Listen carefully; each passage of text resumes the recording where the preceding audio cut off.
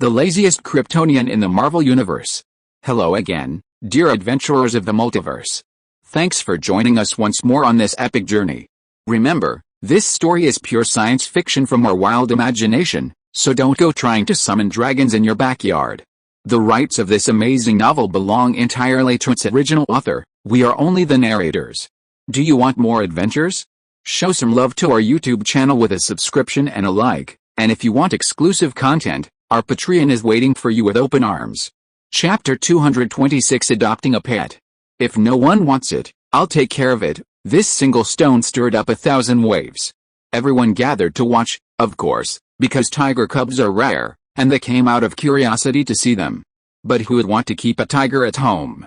The most famous tiger owner is former heavyweight boxing champion Mike Tyson, and the most common group of tiger owners are wealthy people in the Middle East.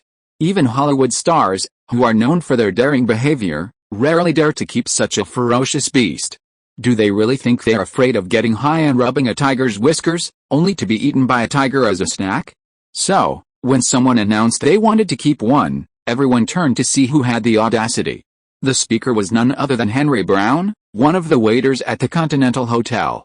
"Can you do it?" Muni Fisher asked instinctively.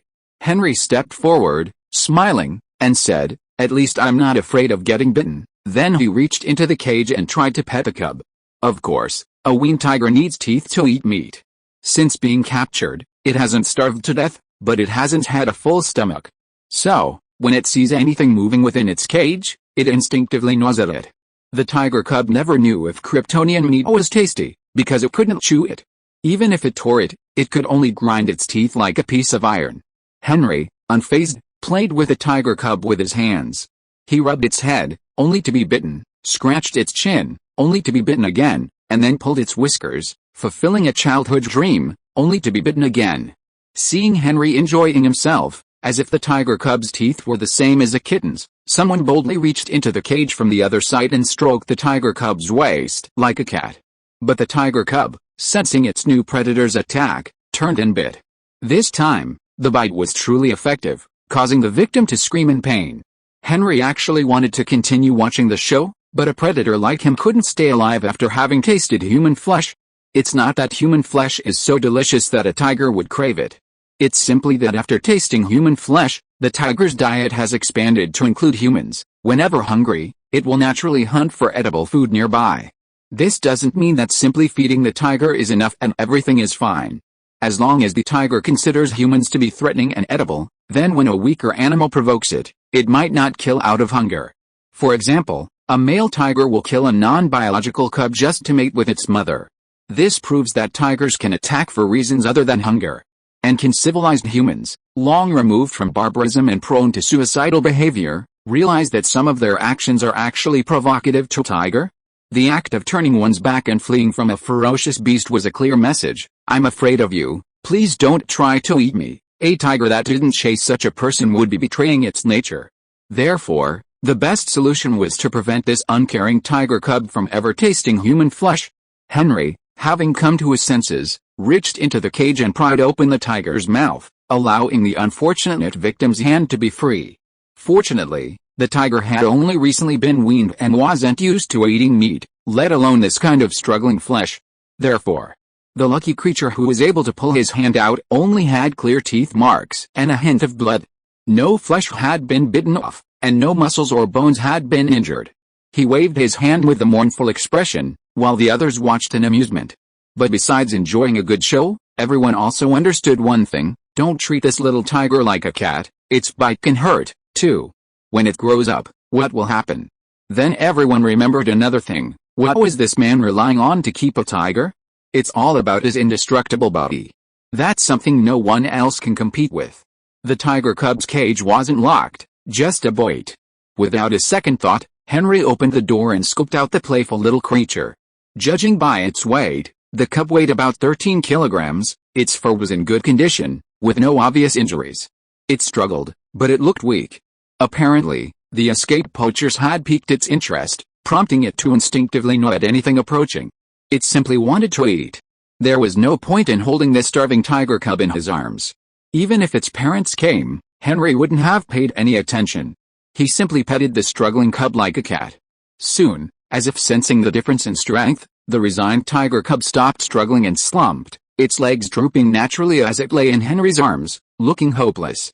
Occasionally, it licked the tip of its nose. Henry stroked the tiger while saying, "Little one, you must be hungry. I'll give you something delicious later." He then looked at the hotel manager, Muni Fisher, who was in charge of the decision. Henry asked, "Ms. Fisher, can you give it to me? Or do you have another use for it?" "What use could I have for it? I can't just throw it to the kitchen and tell them to roast a tiger suckling." While Muni Fisher didn't want to give the Continental Hotel's property away for nothing, she was also afraid that if she made an offer, the man would back down, and the tiger would be crushed in his hands. He didn't even bother to haggle over prices. He was incredibly annoying. Ordering someone to kill it was easy. To Muni, it was just a matter of command. But, whether out of sympathy for the cub or a desire to win over the man, Muni Fisher finally said, "It's not impossible to give this tiger to you. But don't expect me to help with the food expenses." Henry, overjoyed at the positive response, rubbed the tiger's head and said, "Katie, that's great. Madam agrees. Just come home with me." Hearing this freshly chosen name, Muni Fisher was speechless. "It's already been named. You're so quick. I have to warn you, if you don't want to keep it anymore, you have to take care of it yourself. Don't leave it to me again." "Don't worry, I'm very responsible." The tiger was a treasure. How could Henry bear to give it to someone else? It was his own pet. After it died of natural causes, what happened to it was none of his business. It wasn't like he'd bought it and killed it. At this point, Henry suddenly thought of something. He lifted the cub's body near its forelimbs with both hands, turned its belly towards him, and took a closer look. "Oh, my Katie is actually a male." He had no intention of changing the name. On the other hand, Henry was thinking, "Great, the tiger whip has been found." The little tiger in his hand suddenly shuddered. Before he grew up, he was already being targeted by the Kryptonian two-legged beasts. What should he do? Get the recommendation of today's Vane column, and add one more update at 9 p.m. during the recommendation period. Thank you all for your support. Chapter 227 Core Robot. Henry carried the tiger cub, Katie, a male tiger given a feminine name, home without the original cage. The reason was simple: the car couldn't fit. It was built to the standards of a full-grown tiger, with thick bars and heavy weight, especially its size. Transporting it in a van wasn't feasible, especially in Henry's Cadillac. He placed the limp cub in the passenger seat and secured it lightly with a seatbelt. From its initial struggles to its current quietness, Henry, drawing on his veterinary reading, concluded that the cub was likely not only hungry but also dehydrated. Clearly, the poachers who captured it hadn't given it enough food or water. Henry drove all the way back to his rental without stopping. Just before going upstairs, he was spotted by old Gary, who was basking in the sun, holding the cub. "Henry," old Gary called out. "Yes, Gary. What's wrong? What are you holding?" "Ah, this is Katie, the tabby cat." "Katie, come here, say hello, this is Gary." Henry pulled the tiger's paw and gestured to it. Then he said, "I know we said no pets, but this kitten is homeless and pitiful. Can you make an exception?" Henry said this because old Gary's principles weren't actually that rigid. He was very tolerant of the residents of the apartment. Of course, this was also because Henry was always prompt with his rent payments, never delaying. He also occasionally brought him food, which had fostered a good relationship. Old Gary, who was far away and couldn't see clearly, waved his hand and said, "Okay. But you have to clean up after yourself. Don't let him urinate or defecate in the hallway or anywhere else. If anyone reports this to me, I won't be able to make an exception. If he starts to get horny and screams in the middle of the night, I'll just have to let him go out and find another male cat on the street." "Got it." Old Gary treated the little guy in Henry's hand as a female cat. Henry certainly didn't want to explain, but agreed, "No problem. It won't cause trouble to others." "Yeah, that's right, it won't cause trouble to others." Old Gary waved his hand and drove him away. The autumn in California always made him drowsy. "I'm going upstairs," Henry said, and went upstairs. As soon as he entered the room, a snowman-like spherical robot rolled to his feet. Infrared scanning performed biometric identification, and suddenly a high-frequency alarm sounded that ordinary people could not hear. "An unidentified object has invaded." This is some kind of encrypted high-frequency sound, and warning-type prompts are conveyed in this way. This is to prevent illegal intruders from noticing that this toy-like spherical robot has issued a warning. Rather than using a loud alarm that would scare people away, Henry, a Kryptonian, prefers to come secretly. The core robot, codenamed BB, has a plastic shell without any fancy patterns or colors. The overall appearance is like a tumbler toy played by children. The only difference is that the lower half of this spherical toy can roll, allowing the robot to run all over the floor. The reason for not using metal is, of course, because plastic is light. With its light weight, there is no need for a high-power motor, and the battery life can also be extended. Although Henry had activated the lithium-ion battery tech tree, it wasn't a miniature arc reactor after all. It still needed to be charged. And charging that required electricity costs. To avoid exceeding the average household's electricity bill and becoming conspicuous, Henry exercised considerable restraint. Otherwise, draining the entire area's power supply in an instant wouldn't be much of a challenge for him. Furthermore, the plastic toy design could help discourage intruders. Even with old Gary guard in the first floor, no one in the apartment had been burglarized. The robot's control program wasn't artificial intelligence. Such self-learning programs required a certain level of computing power, and current computers weren't up to the task. Henry had simply programmed a set of responses for most scenarios. So, upon hearing the warning chime from the core robot, BB, Henry immediately issued a command in the same high-pitched voice. BB, log in a new secondary user, username Katie, new secondary user, Katie, logged in. Please provide a DNA sample as soon as possible, Katie, welcome. BB's voice was a harsh, electronic synthesized sound. It wasn't that he didn't want to use a gentle, older sister voice, but that would require extra computing power to compose sentences and convey the tone and attitude. Plus, electronic sounds were strangely alluring to people of Henry's generation. As for high-frequency conversations, they came with advanced permissions. Even if an outsider detected them, they would still need to crack the encryption. After cracking, they would need to identify non-European and American languages to access the content and obtain advanced permissions using the same method. With so many precautions in place, Henry didn't want to set up additional user IDs and passwords. And why would they need to update them regularly? Such anti-human design would only deter forgetful users, not those with a keen eye. It could be said that Henry's most focused work during this period was building this voice-controlled system. Just figuring out how to make the microphone distinguish between ambient human voices and the sound coming from the television took a lot of effort. And then, how to convert voice commands into something the machine could understand. And how did voice commands evolve from precise judgment to the current fuzzy judgment? Even using a distorted voice or unusual speech patterns can trigger commands. This success is the result of meticulous attention to detail. While the system isn't primarily built around artificial intelligence, it utilizes big data analytics to achieve these capabilities. High-frequency voice conversations are the highest-level users with advanced privileges, allowing them to modify underlying confidential information. Henry himself is a Level 1 user, granting full command access.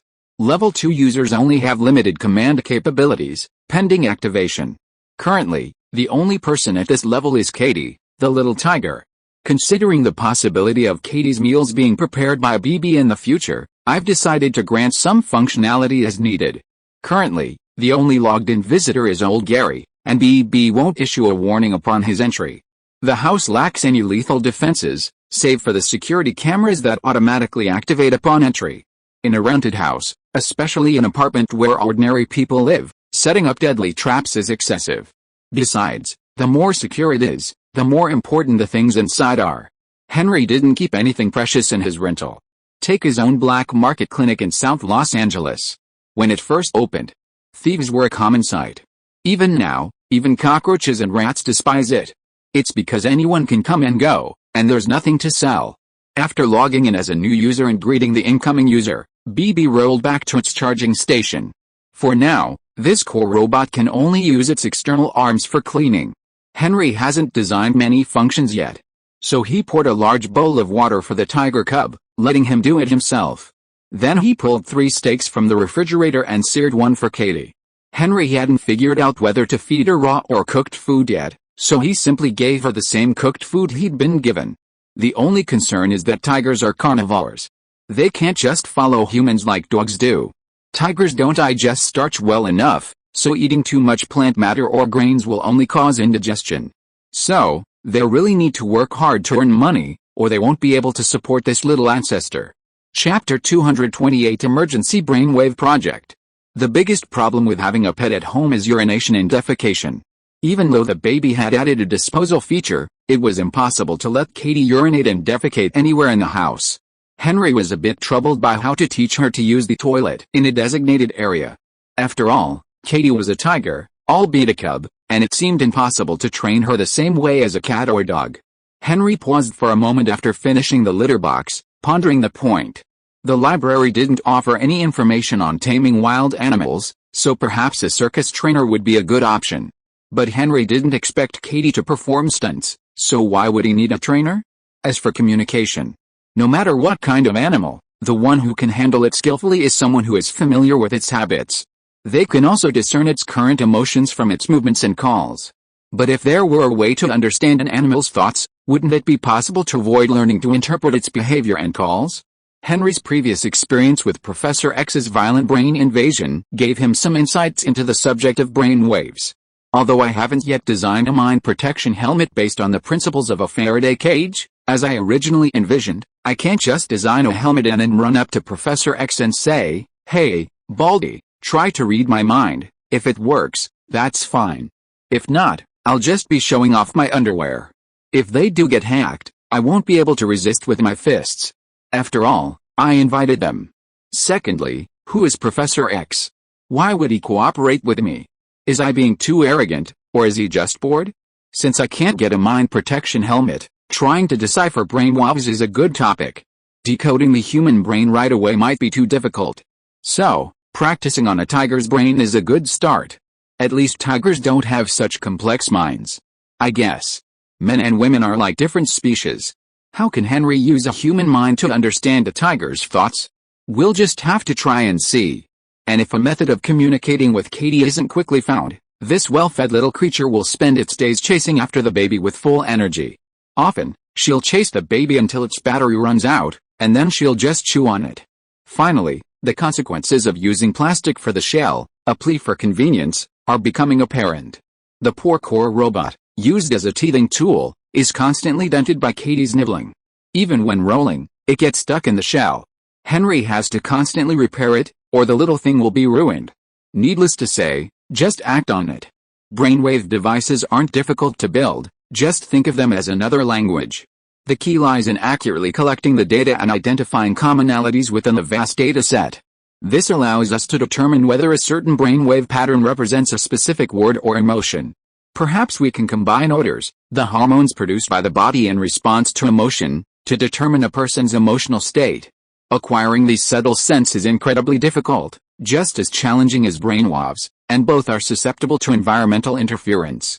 Reducing the sensor's sensitivity would likely result in inaccurate information. However, increasing it would make it more susceptible to external interference. All of this inevitably required the use of computers to process large amounts of data. To accelerate his research, Henry had to focus on improving and upgrading computer equipment. His goal wasn't computing power, as most people tend to think, but rather data storage devices, transmission methods, and capacity, specifically, hard drives. The mainstream hard drives of the era were 5,400 revolutions per minute IDE drives, also known as ADA drives, with capacities ranging from tens to hundreds of MB. Those seeking durability, large capacity, and high speeds would opt for SCSI drives. Furthermore, the SCSI interface allowed the use of multiple hard drives to develop various fault-tolerant disk array configurations, known as RAID. The SCSI interface wasn't limited to hard drives, it could be used for all peripheral devices other than the CPU, motherboard, and memory. It essentially provided an independent processor, sharing CPU functions to improve overall computer processing efficiency. As CPU frequencies continued to increase and performance improved, the need for SCSI devices would eventually diminish. It even became apparent that the speed of other computer peripherals couldn't keep up with the full speed of the CPU. Therefore, after CPU frequency reaches a certain stage, it no longer strives for faster speeds, but rather for multi-core multitasking, allowing computers to process more tasks simultaneously. Meanwhile, hard drives have only advanced from IDE interfaces to SATA interfaces. It wasn't until the advent of solid-state drives that computer performance, perceived by users, saw significant improvement. When Henry was tinkering with various computer devices, he primarily focused on the CPU, motherboard, and memory, aiming for server-grade scalability. He bought everything else off the shelf. This was especially true of peripherals like hard drives, floppy disks, and optical drives, which were relatively mature and hadn't seen significant leaps in advancement. His primary project was helping a group of online enthusiasts build a Linux ecosystem. Henry was like a worker laying down the pieces, while the engineers responsible for planning and directing the project were separate. A key characteristic of Linux is its ability to keep older computers running smoothly, extending their useful life. Therefore, the pursuit of computer performance was merely a way to satisfy a Kryptonian sense of accomplishment. The things he created were superior to those available on the market, even those created in other people's labs. In reality, the Linux system wasn't very efficient at all.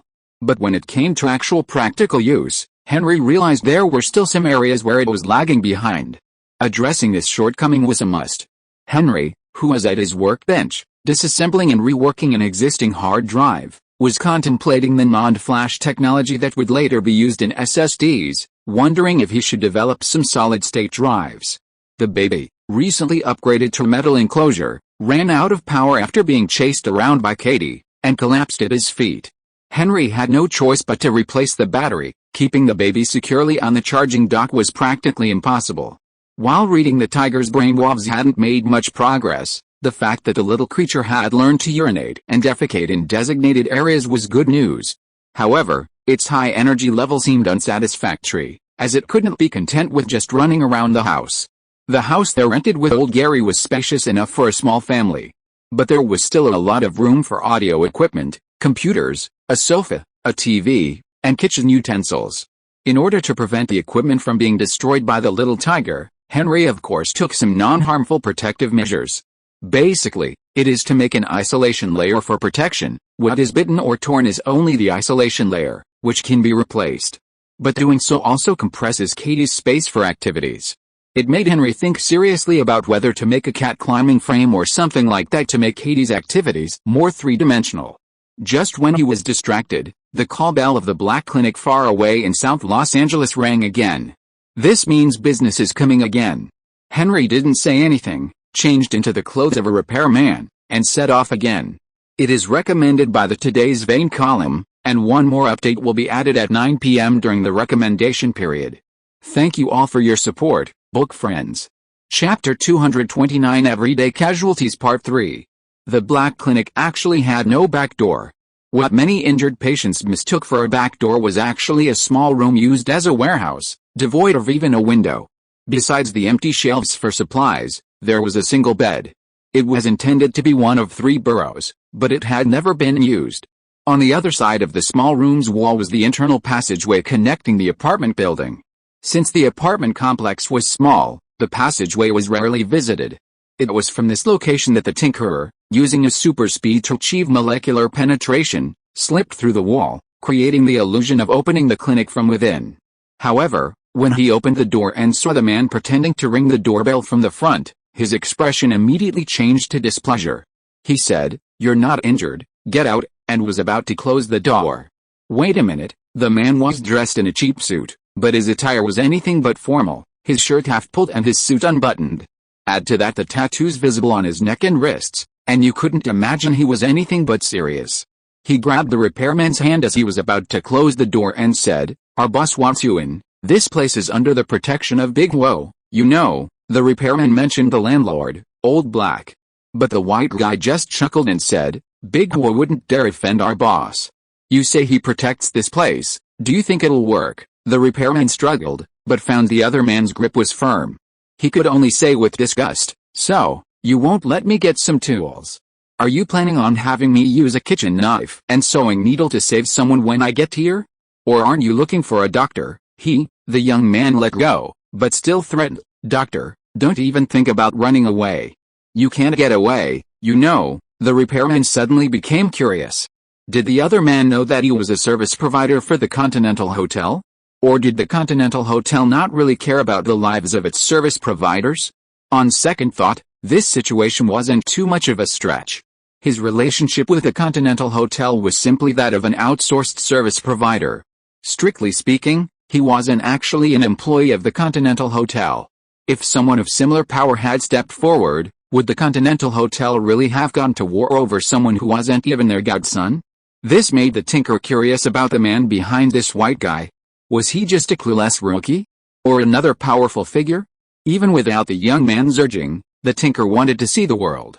He grabbed the old handbag he'd found at the flea market, which contained various medical instruments and simple medicines, and followed. Before leaving, he remembered to put away the call bell and changed a note to read "On call" to avoid being overwhelmed by calls. After completing all this, the Tinker followed the young man to the alley entrance. The car that was used to pick them up was a Rolls-Royce, a low-end version of the top luxury car. This suggested that its owner was merely wealthy, not a person of visible power.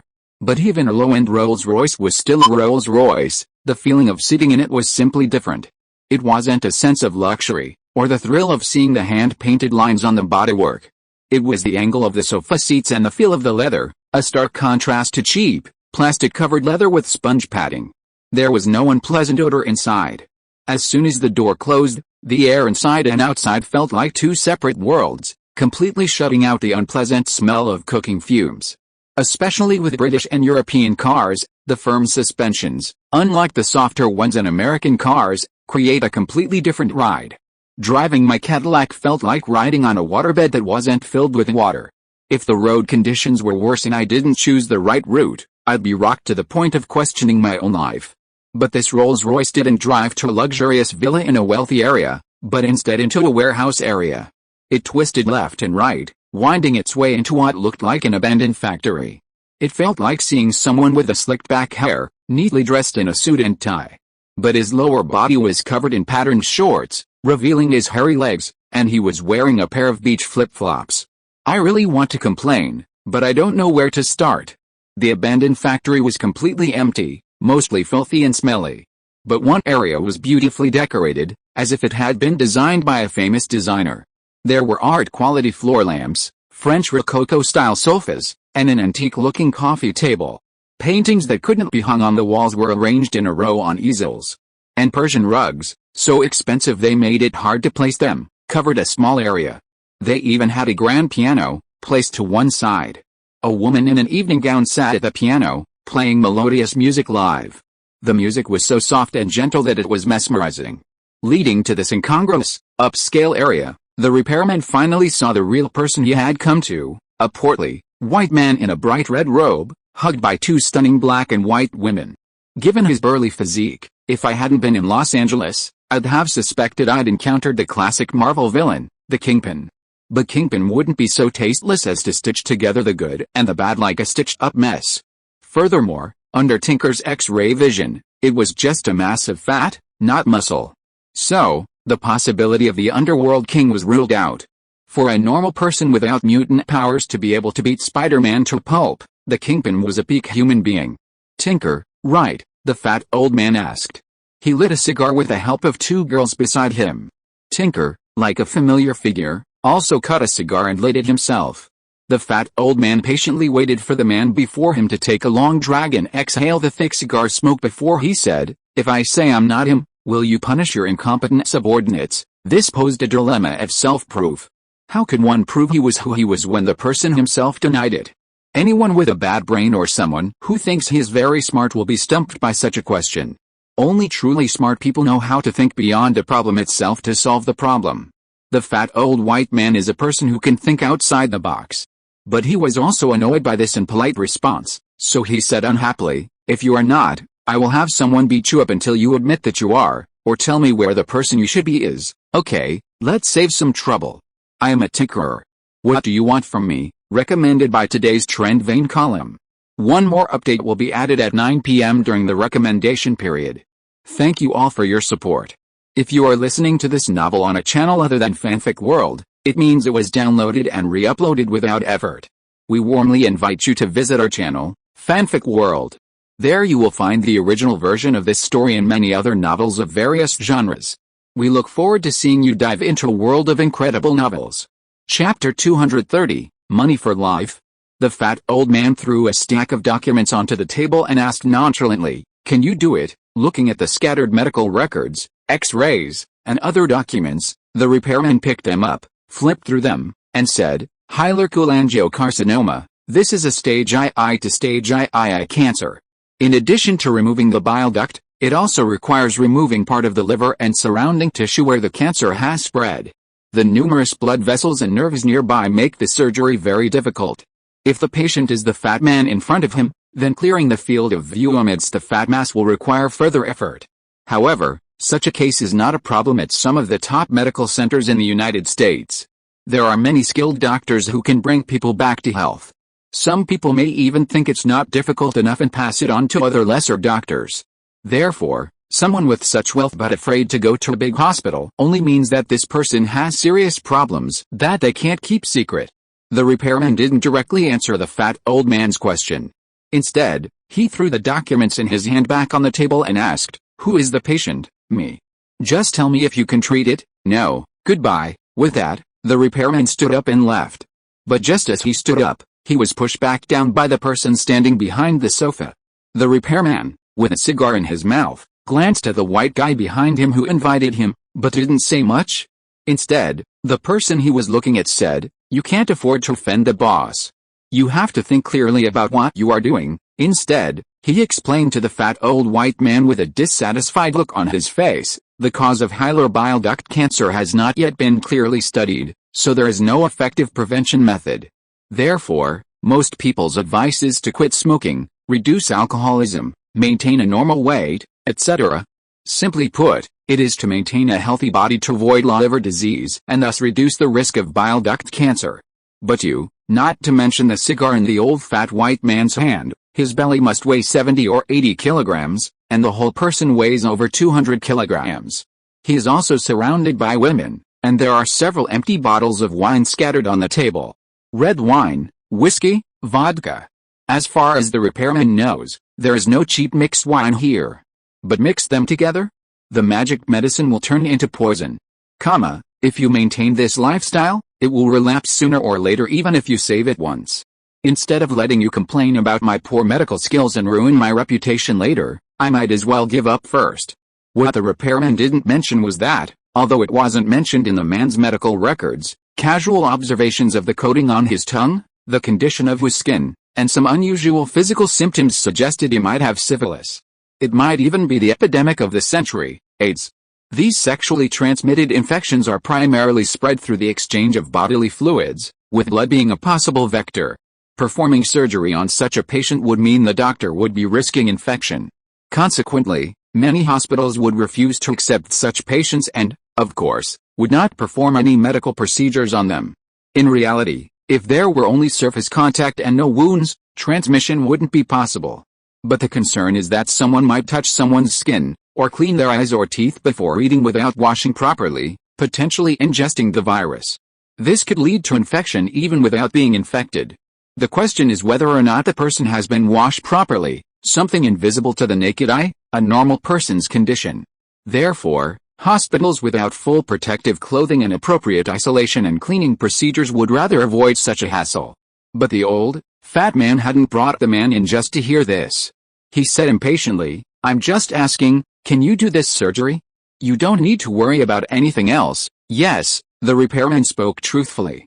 The old white fat man pointed to the side, and then the light turned on, showing clearly that there was a mobile inflatable sterile medical operating room in the direction he pointed.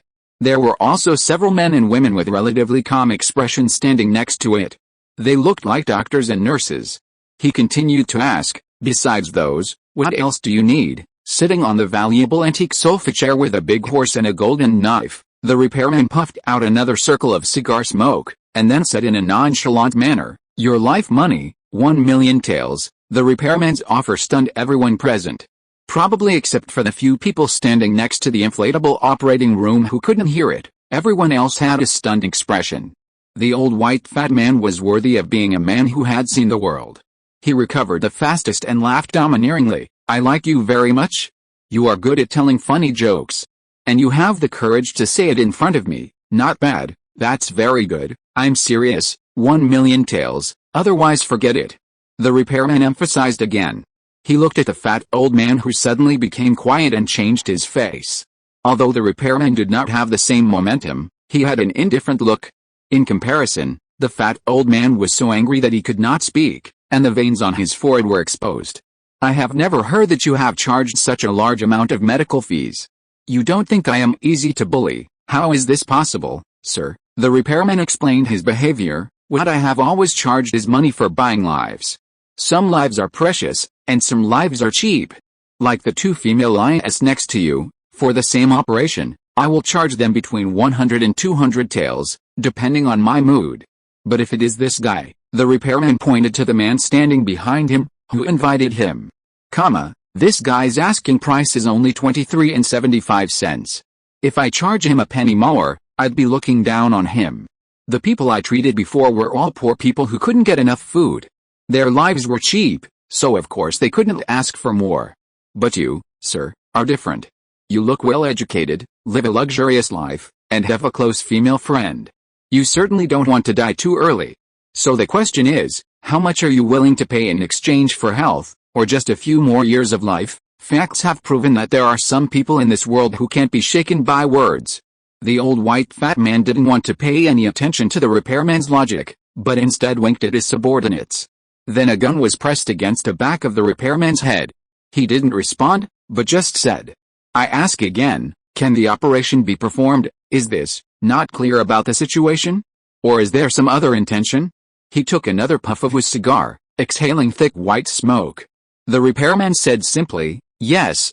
Pointing to the portable operating room nearby, the fat old man said, "Go get ready. My life purchases your life. If you want to survive, it's best if I survive, too." It seems this guy doesn't understand the situation.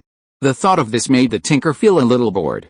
He held his cigar in his mouth with a languid look as he walked towards the inflatable portable operating room, not even picking up his briefcase. Once he got closer, he simply asked the others, "Do you have all the surgical tools?" Chapter 231 Preparation for Surgery. A masked nurse with rather pretty eyes said, "We have all kinds of surgical instruments, all sterilized and placed in a sterile toolbox. So, do you have needles?" "Needles? What needles?" "Surgical needles? We have all sizes, and at least 3 sets of each, not those needles." The repairman, who was about to explain, thought for a moment, then gave up. "Never mind, I'll just take my own." He walked back to his bag and pulled out a rolled-up cloth bag. Glancing at the fat old man, who seemed to be recklessly grinning, the repairman asked, "Do you want to operate today, or another day? Maybe Thanksgiving? Christmas?" The fat old man, startled by the question, said doubtfully, "Why not study it first? If you agree to let me study it for 10 years, and then come back when I'm sure I'll be able to do it, can I last that long? That's why I set the time," the repairman said nonchalantly. He simply followed the diagnosis made by others. He didn't want to waste any brain cells trying to find fault with the fat old man, since he wouldn't listen to his advice anyway. Old White, usually known for his decisiveness and the power to decide life and death with a single word, was now feeling uncertain. He had never encountered such a bold individual. Unless the other party was more powerful and at a higher level than himself, those underlings would tremble in fear before him. He knew the man's identity, a waiter at the Continental Hotel. Just a waiter, nothing special. Unless he wasn't a member of the high table, the affairs of the waiters below him could easily be dismissed as personal grudges. As long as he didn't foolishly send someone into the hotel to kill someone, violating taboos, the Continental Hotel wouldn't avenge them. So he wondered what the man's attitude was, but Old White couldn't come up with any conclusions. Furthermore, lacking medical knowledge, he didn't dare to consult a reputable doctor at a regular hospital to confirm the validity of the man's claims. His only remaining option was to believe or disbelieve the unscrupulous doctor he had hired. Judging from his lack of cooperation, he wasn't trustworthy. Should he bury him and find someone else? Perhaps kidnapping the renowned doctors at the medical center and having them perform the surgery would be a safer option. But how much longer could he hold out? The old, white, and fat man struggled. The tinker hadn't yet mastered the art of mind reading, so he had no way of knowing what the fat man before him was thinking. But his facial expressions revealed his inner struggle. Ultimately, the old, white, and fat man compromised. He had his subordinates bring in this unscrupulous doctor simply because he possessed exceptional medical skills. This was a subordinate whose hand had been severed, and he had it completely reattached and restored to its original state, proving his skills were no less impressive than those of the renowned doctors at the medical center. Attacking the medical center's personnel carried certain risks, and there was no guarantee of their cooperation. Those already involved in the underworld, however, were more likely to accept their situation and choose a mutually acceptable outcome. After understanding the stakes, the fat old man stood up, supported by the two girls beside him, and said, "If you're sure, do the surgery today. I've waited long enough." The tinker gave an ambiguous smile, not at all friendly. But the fat old man had seen a lot, and he remained confident that everything was under control. The two of them arrived at the inflatable mobile operating room, and several nurses immediately stepped forward to change the uniforms of the surgeon and the patient. They might have previously held medical or nursing licenses but had them revoked, or for other reasons, were unable to return to the regular medical system. They were here for the lucrative hush money and fees. While the surgeon's decision to perform the surgery that day after only a cursory review of the medical records was unreliable, everyone else had other things to do, and wouldn't it be better to get it done quickly and go home quickly? So no one said anything. After all, they all had clinical experience and knew when to do what. As long as they didn't let down their guard, success or failure would be the surgeon's responsibility. After everyone changed into their attire, they passed through the sterile passageway and entered the portable, sterile, inflatable operating room. The old, white, and fat man took the initiative to lie down on the operating table, ready for anesthesia. The anesthesiologist was about to explain the procedure, saying, "General anesthesia will take 15 to 20 minutes. Intubation will be required, so it may be painful. Please be aware, sir, since this wasn't a formal surgery, no consent form was required." The anesthesiologist approached with a syringe and began preparing the anesthesia. However, the tinker stopped him, saying, "Partial anesthesia will be enough, but this is a major surgery. I'm the lead surgeon, so listen to me. If you're that skilled, then you can do it yourself." "I'm withdrawing," the tinker declared domineeringly. This attitude left the others somewhat bewildered. On the other hand, the fearless, white, and fat man lying on the operating table didn't see anything wrong with the doctor's instructions. He nodded, signaling for the others to cooperate. His decisiveness was in fact a bit of a desperate mentality. Since they had chosen to trust him, they had no choice but to trust him to the end. So, with the help of the others, the old, white, and fat man lay on his side. He lifted his legs, curling them up like a shrimp. This was simply to make the spinal cord more prominent, making the injection easier. But with a body shrouded in fat, finding the right injection spot was difficult. Especially since the anesthesiologist wasn't a top expert himself, having messed up and been expelled from the medical system. The tinkerer, unable to bear the consequences, snatched the syringe from the man's hand and administered a spinal anesthesia. Then, roughly, he tossed the syringe into the used collection tray. Spinal anesthesia takes 1 to 2 minutes to take effect, but that alone doesn't guarantee a smooth operation. The tinkerer couldn't recklessly operate at super speed in front of everyone. So, he had to ensure the patient didn't move during the procedure and remain conscious. To that end, the tinkerer unfolded the cloth bag he had brought with him, revealing a row of acupuncture needles. As a self-taught tinkerer, he hadn't received formal training in either Chinese or Western medicine. Therefore, he used whatever was available, rather than strictly adhering to any specific method or procedure. Just seeing that he can use a soldering iron or welding gun to help people stop bleeding, you can tell how wild his methods are. Acupuncture and acupoints are of course also within the scope of the tinker's research. In particular, the combination of Western medicine's knowledge of the nervous and circulatory systems has allowed him to figure out some different ways. At least after a few long needles, the old fat man could no longer feel the part below his neck. This made him, who was conscious, feel a sense of panic. Recommended by today's vein column, one more update will be added at 9 p.m. during the recommendation period. Thank you all for your support. Chapter 232 Surgery. What's going on? What did you do to me? The old, white, and fat man's tone froze for the first time. The tinker explained, ordinary partial anesthesia alone won't allow the surgery to proceed. You need to remain conscious, and you need a shorter recovery time. Acupuncture, a traditional Eastern medical technique, can make up for some of these shortcomings. A common Western trait is that they attribute everything to the mysterious East, and they blindly believe it. In fact, regarding the practice of severing meridians with golden needles, most publicly available Chinese medical texts don't mention methods for paralyzing or blocking nerves and senses, only methods for relaxing muscles and activating blood circulation. To say it's impossible wouldn't be entirely accurate, as the tinkerer had figured out some of the techniques on his own. Perhaps this is a secret knowledge passed down through oral and practical instruction in Chinese medicine, never recorded in written form. At least he couldn't find any useful information. Ultimately, however, it was just the tinkerer's own speculation, without any systematic research or extensive human trials. So, he could only accumulate experience and gradually refine his acupuncture techniques as he treated the wounded. To this day, even without the spinal injection, the repairman could still keep the old, fat man lying motionless on the operating table, yet conscious. He could watch, and even curse. He'd just given him an extra shot of Western anesthetic, just to be on the safe side. He'd prevent the fat man from jumping out of control if his own tricks weren't up to snuff. This wasn't the repairman's intentional infliction, it was all part of his plan. Once the fat man was completely under his control, the repairman disinfected the area and skillfully made a large, V-shaped incision, peeling back the skin to reveal where his internal organs should be. White subcutaneous fat filled the surgical field, perfectly protecting the organs, making the bright red of their flesh completely invisible. Honestly, this was a sight the repairman had never seen before. Most of the patients he'd previously operated on were so skinny to be dragged away by dogs. Even the thought of becoming obese was a luxury, so how could they possibly see so much fat?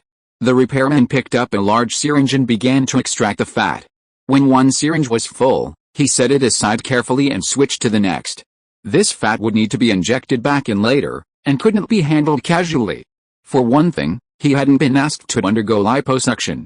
On the other hand, if the fat didn't return to its original place after the removal, it would affect organs that were already accustomed to a certain level of pressure.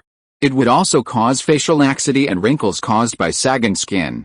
Furthermore, liposuction isn't about randomly removing fat wherever it's found. Besides evenly removing fat, a certain amount must be retained to protect against friction between organs. Therefore, the surgeon only temporarily removed the fat within the surgical field of view until the liver and gallbladder were exposed. The nurse in charge of the equipment promptly handed over the scalpel. Based on her experience, the next step was to clear any adhesions and remove the parts to be removed. The scalpel was the most basic tool, the rest depended on the surgeon's experience. The surgeon took the scalpel and, in a few strokes, cleared the adhered organs, exposing the liver and gallbladder. Then, he used hemostats to clamp the blood vessels he was about to sever. Scalpels, clamps, and other necessary tools were laid out throughout Old White's body. They seemed randomly placed, yet seemingly stuck somewhere, just piled up in a blur. Then the tinkerer did something that baffled everyone. He removed his rubber gloves, threw them into the waste collection bin, and walked out. The assistant doctors and nurses were more confused than the old, fat white man, who was only half anesthetized and normal from the neck up, and could still see the area he was operating on, excitedly demanded, "What are you going to do?" The tinkerer didn't bother to answer. Instead, he walked outside the inflatable operating room, picked up his smoldering cigar, and relit it. Then, holding it in his mouth, he walked into the supposedly sterile operating room. Not far away, the old, fat white man's men seemed to have noticed something was amiss in the operating room. They stopped wandering around and gathered around, though they didn't rush into the sterile space. Taking a deep drag on his cigar, the tinkerer blew the smoke all over the old, fat white man lying on the operating table. He said seriously, "1 million for your life, fuck. Is this the time to talk about something like that?" the old, fat white man roared.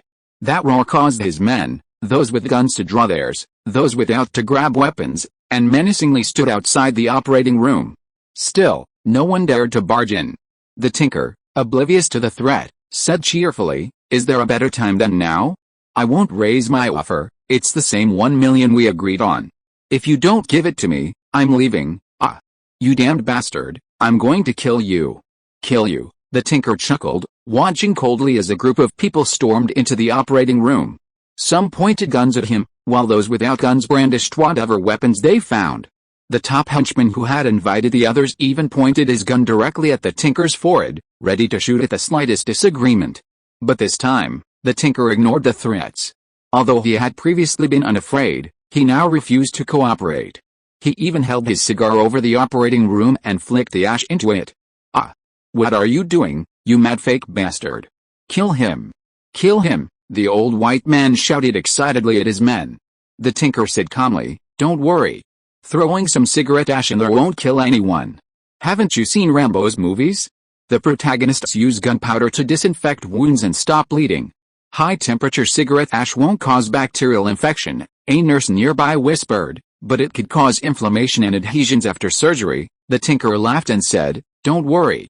Even if this fat guy is going to die, he won't die from something as trivial as this. Shoot. Shoot him," the old white man roared, unable to bear it. "Before you shoot," the Tinker shouted, attracting everyone's attention, before slowly saying, "you have to make sure someone can clean up this mess. Otherwise, if I'm gone, you'll have two choices: let this fat guy die here, or call 911 and send an ambulance to a regular hospital for surgery and abdominal closure." The repairman turned his head and looked at the others with interest, and said, "If anyone wants to do this, then hurry up. This is your chance to get promoted. You don't think that after this shot, the fat man can still be alive or at ease outside, do you? Your only savior is me. Ah, that's not right. Take this opportunity to kidnap another doctor who can do this operation. Maybe it's not in time. But you have to act quickly." Recommended by today's Vane column. One more chapter will be added at 9 p.m. during the recommendation period. Thank you all for your support. Chapter 233 Rewards Received. The Tinker's words made all of Old White's men hesitate. If no one else were present, they might have actually done it.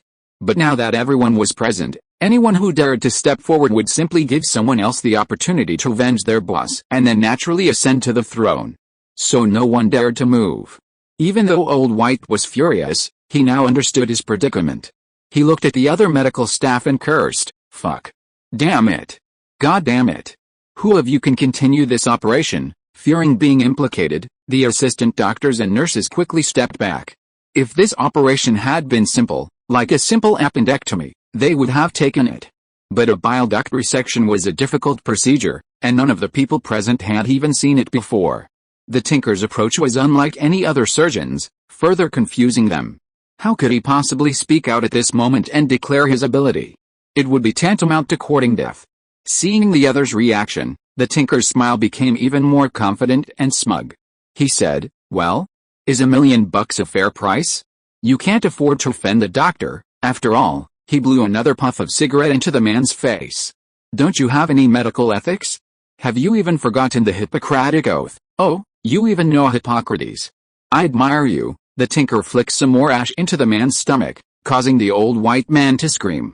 Then he said, "You can't expect someone who hasn't been to medical school and doesn't have a medical license to swear that kind of bullshit oath. Besides, what's the point of an oath? Aren't there enough people who don't keep their word? You?" The old white man barely lifted his neck and glared at the damned quack. He gritted his teeth and said, "Give it. I'll give it. It's only $1 million, I can afford it. You just do the surgery now." I've seen people who don't keep their word. They only do things when they see money. If you don't have money, you can figure it out yourself. Maybe find a nice cemetery, a comfortable coffin, and some pretty dancers to do a striptease on your grave. Damn it. If you have the guts, just leave me here to die, or when I recover, I'll do it myself." The repairman pressed the cigar directly into Old White's body. The fat hit the cigar, making a distinct sizzle sound. He simply asked, "How about doing it myself? Take the cigar out. Take the damn cigar out of my stomach. Someone, go get me $1 million right now. Smash this pickled bastard to death." Old White yelled at his men. "Hey, if you had just gotten the money out sooner, wouldn't that have saved us this farce? What a hassle." The repairman chuckled smugly, puffing on his cigar. He'd pressed the cigarette too hard, and the butt had become stained with human mucus, nearly extinguishing it. So, while waiting for the money, he left the operating room, got a lighter, and lit a cigar. Then, disregarding the sterile procedures of the aseptic room, he entered the inflatable operating room. These series of outrageous actions terrified the unemployed nurses who had come for the small paycheck. If this had happened in a regular hospital, they'd be sued to death. But don't assume that illegal doctors are beyond the law. The surgery will eventually be completed. By then, without any evidence against the other party, everyone was already imagining how they'd end up. The weak-willed girl had already sobbed. Is it difficult for the gang to raise money? Not at all. Since they couldn't deposit their money in the bank, they could just go to their usual place and get it. Unless they were truly broke. It didn't take long for someone to arrive carrying 2 heavy briefcases. They carried them directly into the operating room, placed them in front of the repairman, and unzipped them. The leader said, "It's a small change. 1, 5, 10, and 20 yuan notes. A total of 1 million. Do you want to order it?" The repairman weighed the money casually, zipped up the briefcase, and said, "Take it out and put it next to my briefcase. I see you put it down, and I'll start." With that, the repairman put a cigar in his mouth again and placed his hands in front of a nurse, motioning for him to help put on his surgical gloves. At this moment, no one dared to disobey the surgeon. Even if the person lying on the operating table was furious, he wouldn't let his open abdomen be unhappy. The old fat man's subordinates naturally followed the instructions and took out the large handbags containing money and placed them next to the small bag brought by the repairman. Everything was ready, and the repairman finally picked up the scalpel again and began the excision operation. He first dealt with a cancerous bile duct, cut off the abnormally colored hyperplastic tissue, and threw it into the iron basin specially used to collect the excised materials. Then he cut off the liver tissue where the cancer cells had spread and threw it into the same place. During the process, the repairman did not forget to persuade, "Your blood pressure is very high now. Don't be so angry. It's not good for your health and it's not very friendly to the person performing the surgery. Do you know that your blood vessels here look like they are about to burst? If they really burst, it will be very troublesome for me to clean up. Normal blood pressure lowering drugs are of little use to your condition. It is more important to maintain a good mood." "How can I have a good mood? Tell me. What kind of good mood should I have?" The fat old white man grew increasingly agitated as he spoke, even beginning to pant.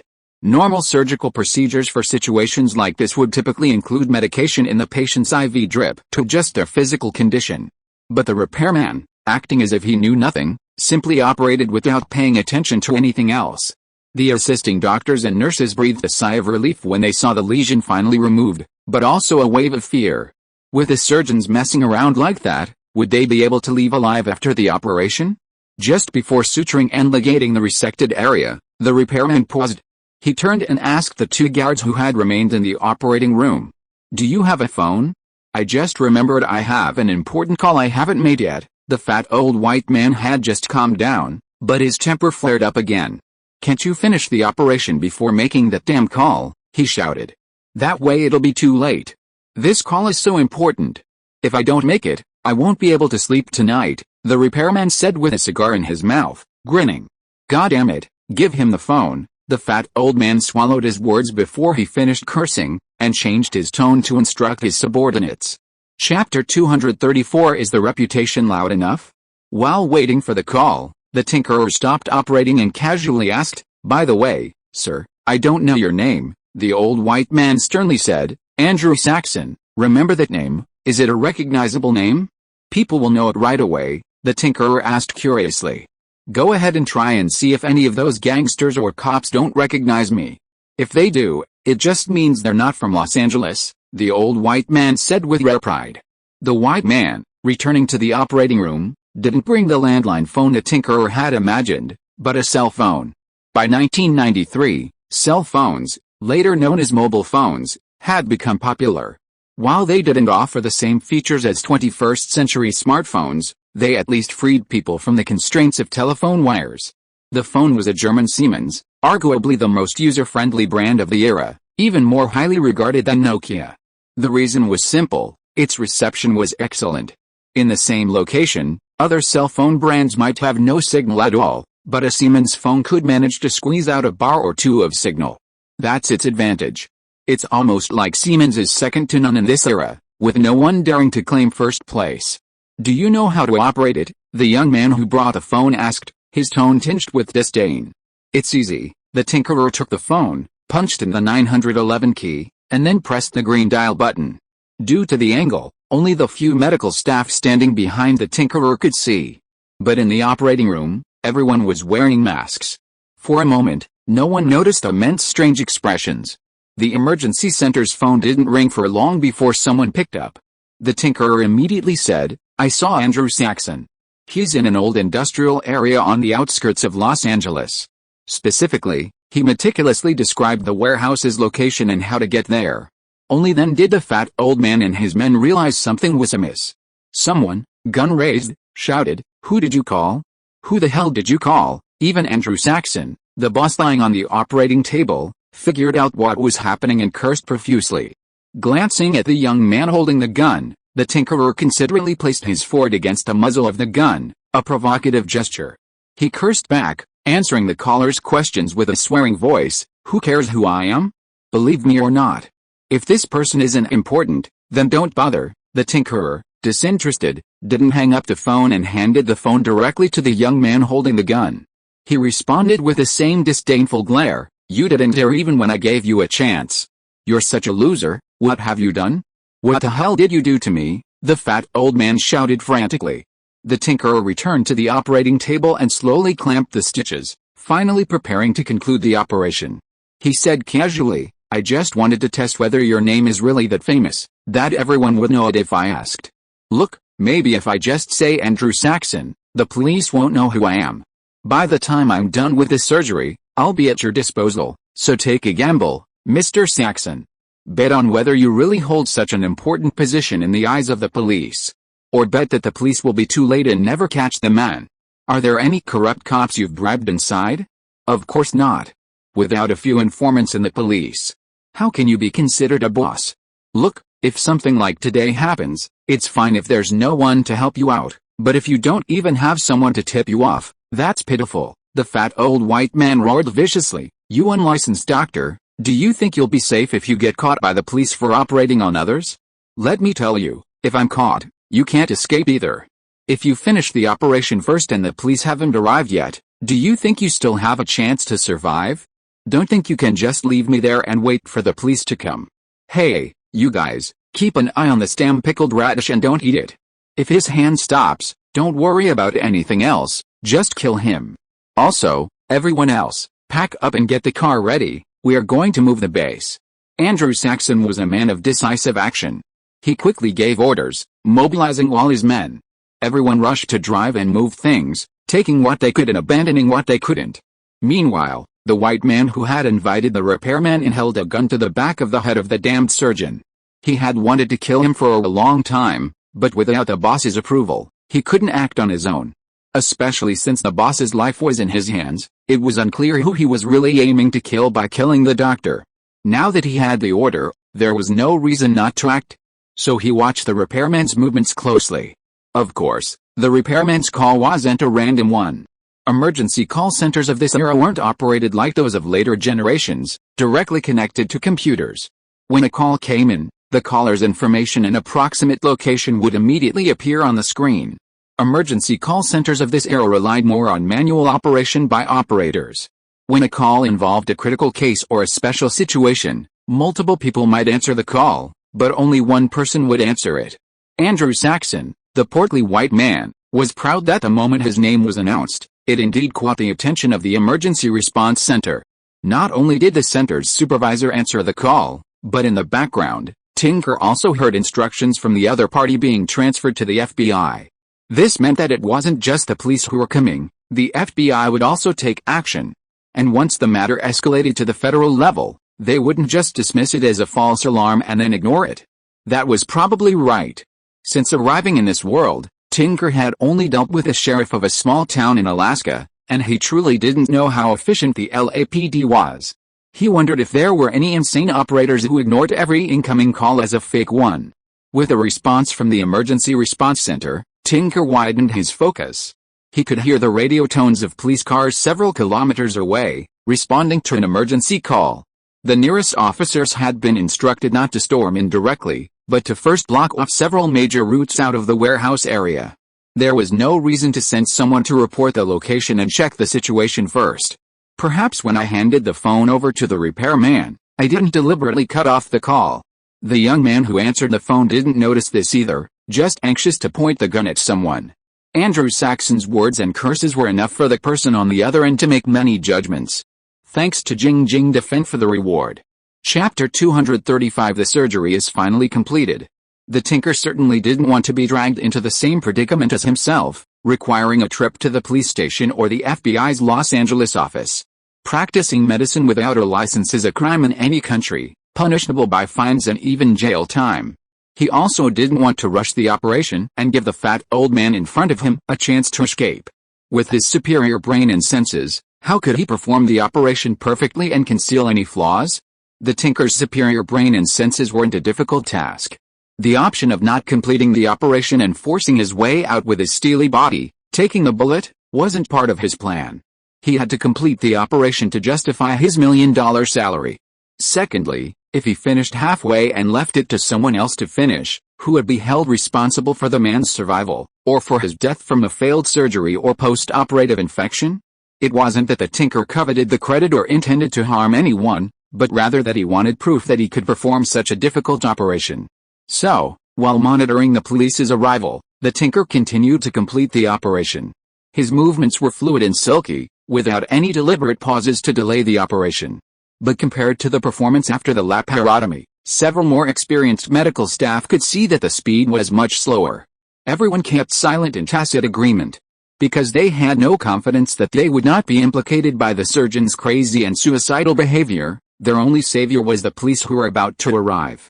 If they could just insist that they were forced to assist in the operation, the fine shouldn't be too severe.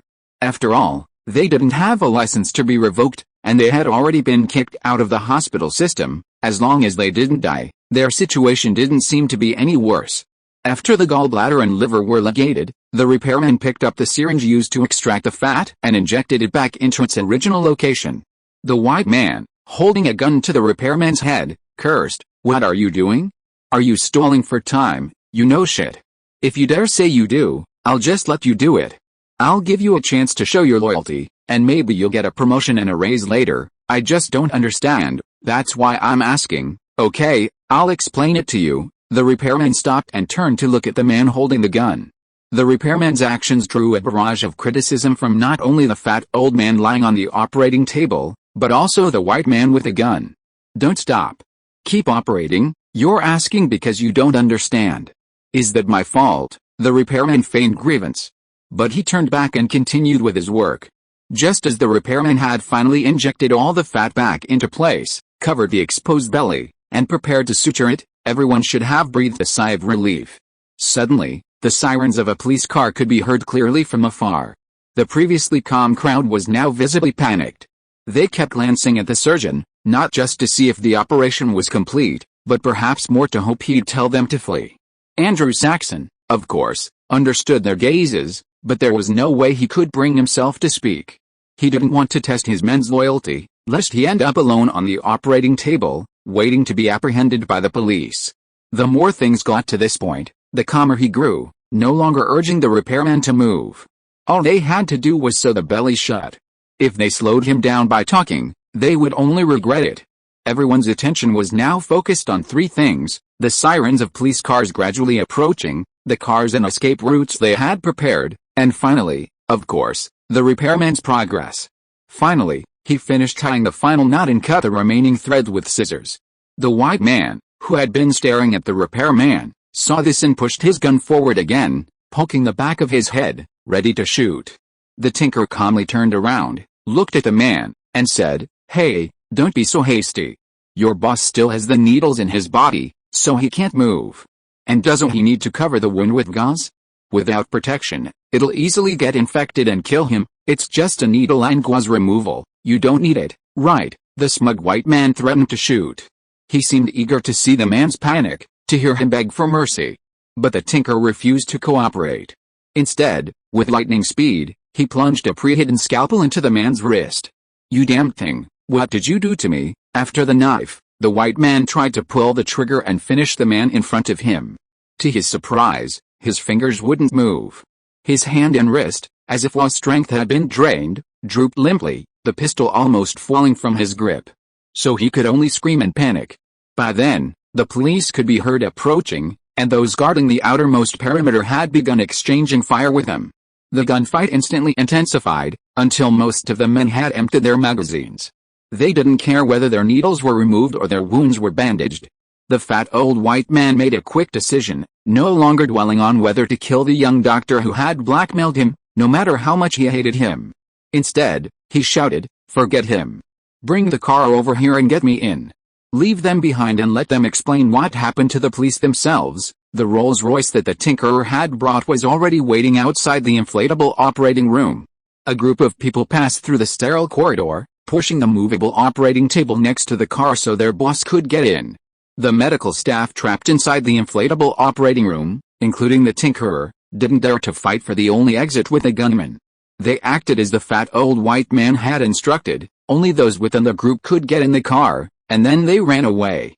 The medical staff who were a step behind and emerged from the inflatable operating room could only stare at the warehouse where the gang members had fled, looking at each other in dismay. The repairman took off his outer surgical gown and casually threw it somewhere. The other medical staff were in a different situation than the repairman. Instead of wearing an extra layer of clothing, they changed directly into surgical gowns. However, it was obviously not the right time to change clothes, so they simply took off their blood-stained gloves and threw them away. As the repairman picked up the 2 large handbags of money and the small handbag of medical tools he had brought with him, he was about to leave. The bewildered group did not dare to act alone, so they picked up their things and followed the repairman. Chapter 236 Greedy Request. The sounds of gunfire echoed from time to time not far away. For Americans, this wasn't entirely new, if not commonplace. But even familiarity with the noise didn't mean they weren't afraid. Perhaps because they were more aware of the power of gunfire, they understood the principle of leaving the scene of conflict as quickly as possible. The route the Tinker had taken, with the exception of the occasional unlit, straight stretch that frightened the followers, was mostly well lit. This was a boon for those navigating the warehouse district at night. It sounded like they were heading further away from the scene of the gunfire, which was even more reassuring. However, not all of the followers were blindly following suit. Some had different ideas and followed the Tinker. They had already covered a considerable distance, and while they hadn't yet left the warehouse district, they were probably safe. A middle-aged black man called out to the Tinker, saying, "Hey, men, wait a minute, what's up?" The Tinker paused to answer. "Look, you've betrayed our employer to the police, leaving us with no idea where to get our pay today. We performed this operation with you, and it was exhausting and frustrating. We deserve some damn reward, right?" The black man's voice was fast and fragmented, but it wasn't so bad the Tinkerer couldn't understand. He even got the point, it was all about the money. Without hesitation, the Tinkerer tossed one of the bags of money in front of the group and said, "This is the one you divide up. I'm not responsible for the rest. No one has ever seen me, understand?" The black man who had spoken smiled broadly and said, "Hey, men, you're on to something.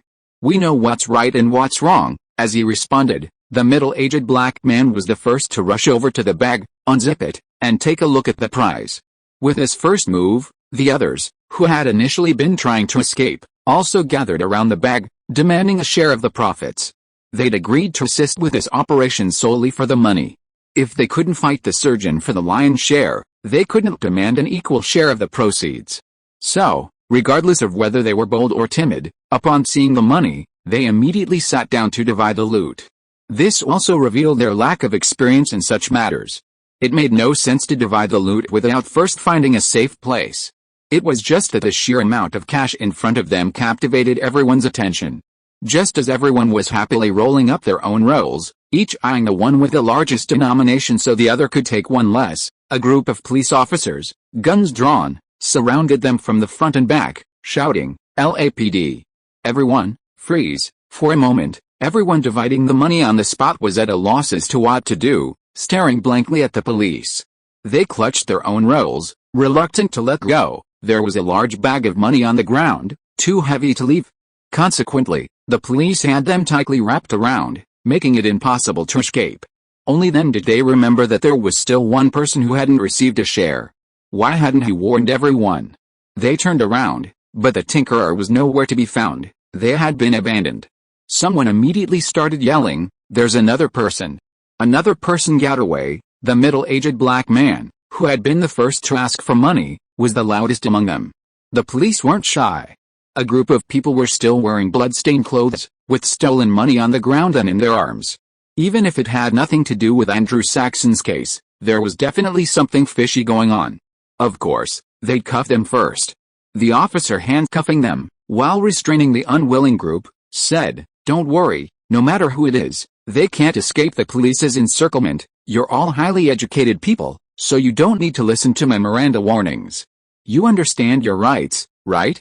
Or do we have to go through the formal procedures?" There wasn't just one officer on the scene, though. Some, unable to tolerate the veteran's teasing of the suspect, simply delivered the full Miranda warning. It consisted of nothing more than "you have the right to remain silent." This sort of warning didn't need to be addressed to each suspect individually. Once someone spoke at the scene of the arrest, it was understood by everyone. Failure to listen carefully, inattention, is a sign of mental illness and not the police's responsibility. In the United States, a sentence of mental illness doesn't guarantee a free day out, a normal life. Instead, you're locked up in a mental hospital until you die, a life sentence with far more horrific consequences. Even if you weren't truly insane at first, you'd eventually become insane. A few of the arrested individuals, unwilling to accept this fate, desperately called out the fixman's name. However, they only knew the name, not his real name. Furthermore, the police had a large enough team on this operation to naturally divide the work. They would leave the remaining fugitives to others, and they would simply focus on keeping track of the individuals they had captured. So things weren't going as the middle-aged black man imagined.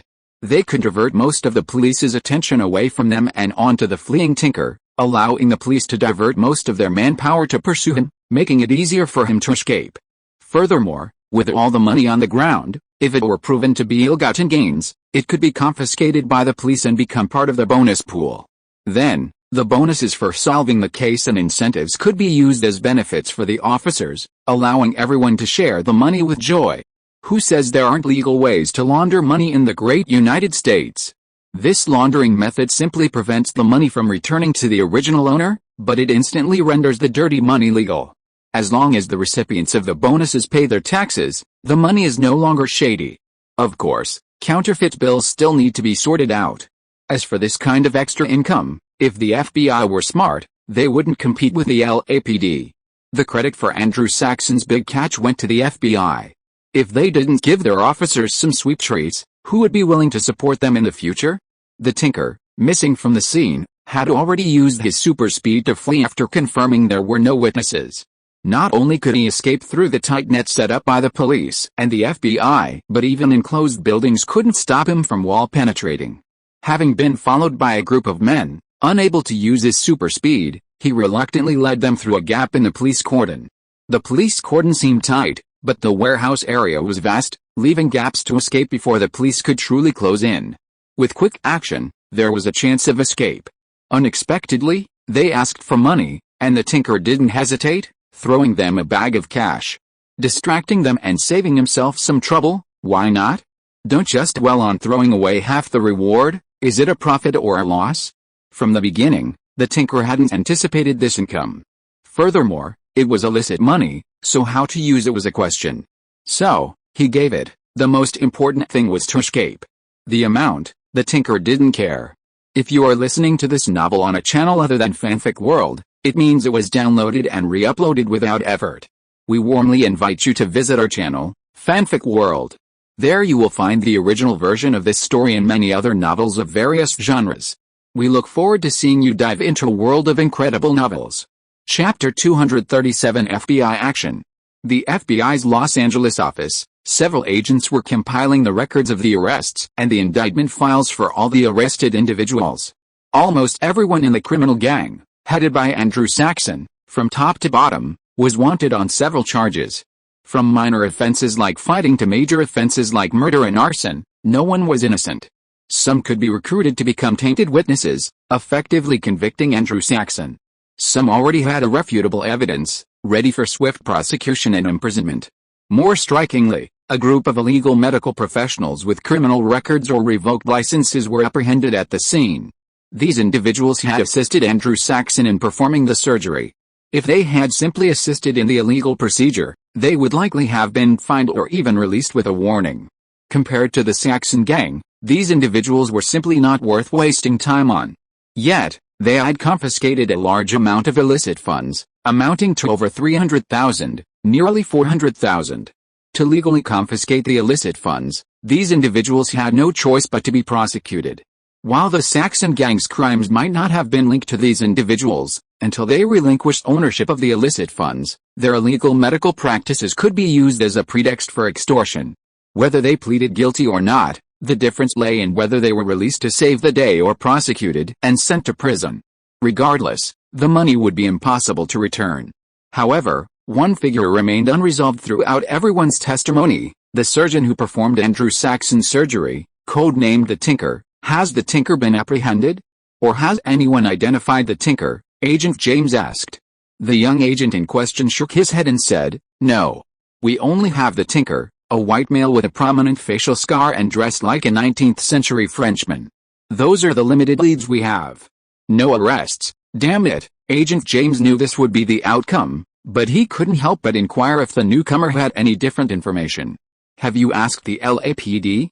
Could they be coveting the money and won't tell us even after arresting him?" "We did, and the result was the same." The young detective's answer disappointed not only the others, but also himself. Those arrested doctors and nurses said the Tinkerer also had a bag of money, 2 bags totaling 1 million taels. "Is that true or not?" Agent James asked unwillingly. "It's probably true." "Did those Saxony gang members confirm it?" "Their boss did give out 1 million taels in cash for the surgery." "So, did that fat old man really perform a difficult surgery in that hellish place?" Agent James asked again. He recalled the inflatable mobile operating room they had seen during their investigation. It was actually quite high-end medical equipment, but compared to the filthy and awful warehouse environment, it was like heaven and hell appearing in the same place. The young agent said, "Testimony from the Saxon gang and doctors at Los Angeles Hospital confirmed that Andrew Saxon had indeed undergone major surgery and needed post-operative care. If we don't want him to die from infection, he has nowhere else to go but the hospital. Maybe it's just an appendectomy. An appendectomy doesn't require a nearly 50-centimeter incision in the abdomen." That's what the doctors at Los Angeles Hospital said, having answered his companion. The new agent cautiously added, "It's not like we don't know where the Tinker's clinic is. Why not arrest him or shut down the illegal clinic?" What are the concerns of the superiors, seeing the newcomer acting like a fool, like banging his head against a wall, to avoid being implicated? The old man, James, could only admonish him. "Don't you know how the agency treats people like him?" "What kind of people?" the young agent asked, puzzled. James lowered his voice and said, "He's a waiter at the Continental Hotel. Big. Is it the place that the director privately warned us to be careful when we encounter it on the day we declared our employment?" "Yes, that is the place," the young agent asked puzzledly. "We represent the United States of America. Why should we be so cautious about an underground organization?" Agent James said, "Because they represent another world order, just like we will not conflict with the CIA overseas. The CIA can only keep its tail between its legs in the country. Unless we have conclusive evidence that someone in the Continental Hotel has committed a federal felony. Otherwise, it is the practice of the Bureau not to investigate or file a case. Otherwise, we could have arrested a small character like the repairman a long time ago. It's not like we just found out the location of his clinic today. But after you catch him, how are you going to prosecute him? Practicing medicine without a license isn't a federal felony. He only violated Section 2052 of the California Business and Professions Code. The maximum penalty is a fine of $10,000 or 16 months in state prison. It's none of our business, then. We should notify the IRS, the new agent suggested. But this only made veteran agents like James sneer and say, "Do you have any misunderstandings about the IRS? Just because they caught Al Capone, they think they can deal with criminals all over the world." Al Capone's money laundering account books were flawed, giving the IRS an opportunity to take advantage. As for those criminals who pay taxes, only those who are convicted or about to be convicted file their tax returns to avoid being charged with tax evasion during the prosecution process, which would be an additional charge. As long as they haven't been arrested, and don't have account books and tax returns, the IRS can't prosecute or find someone based solely on a statement like, "I heard someone made $1 million." The law requires evidence to convict someone. "Didn't you learn that in school?" the new agent asked. "They can't even open an investigation. Our agency has its own principles, and they have them too," the veteran agent said, something the newcomer found hard to accept. But James changed the subject, saying, but what, if we raid the place and find that illicit money, the situation will be different. As long as there's evidence connecting the tinkerer to the money, Agent James said. At that moment, the young agent suddenly remembered and said, oh, about that seized handbag? According to others, the tinkerer originally carried that large bag. Perhaps there are fingerprints on it. Agent James, however, was not hopeful. What fingerprints can you find on the woven fabric straps? As for other places, you can have someone investigate for fingerprints that can be collected. But I don't think they'll find any useful evidence. Although he said this, James was actually considering another possibility. Was there any opportunity to earn extra money? Chapter 238 Ways to Greet. Returning to his rented apartment, Henry, having changed out of his tinker's attire, began to tally up his gains and losses. The losses weren't significant. Most of the needles used to administer acupuncture to Andrew Saxon remained stuck in the old, fat man's body, and the remaining used ones had to be recycled. Even the standard sterilization procedure, even after boiling, might have been substandard in terms of hygiene. Then came the accounting of the proceeds from the surgery. Although a bag of money had been thrown away, it wasn't a random throwaway, it was just the lighter portion. Due to the hasty pace with which the men had raised the money, the 2 bags of money brought in were not only mixed in denomination, but also uneven in weight. There wasn't a perfect fit between the 500,000 jin, approximately 500,000 jin, and the total of 1 million jin, approximately 1 million jin, in each bag. This was also because they hadn't counted them carefully beforehand. Otherwise, whether they were even or exceeding 1 million jin would have been a question. The final tally revealed that the largest denomination was a 20 jin, approximately 20 jin, though not in large quantities.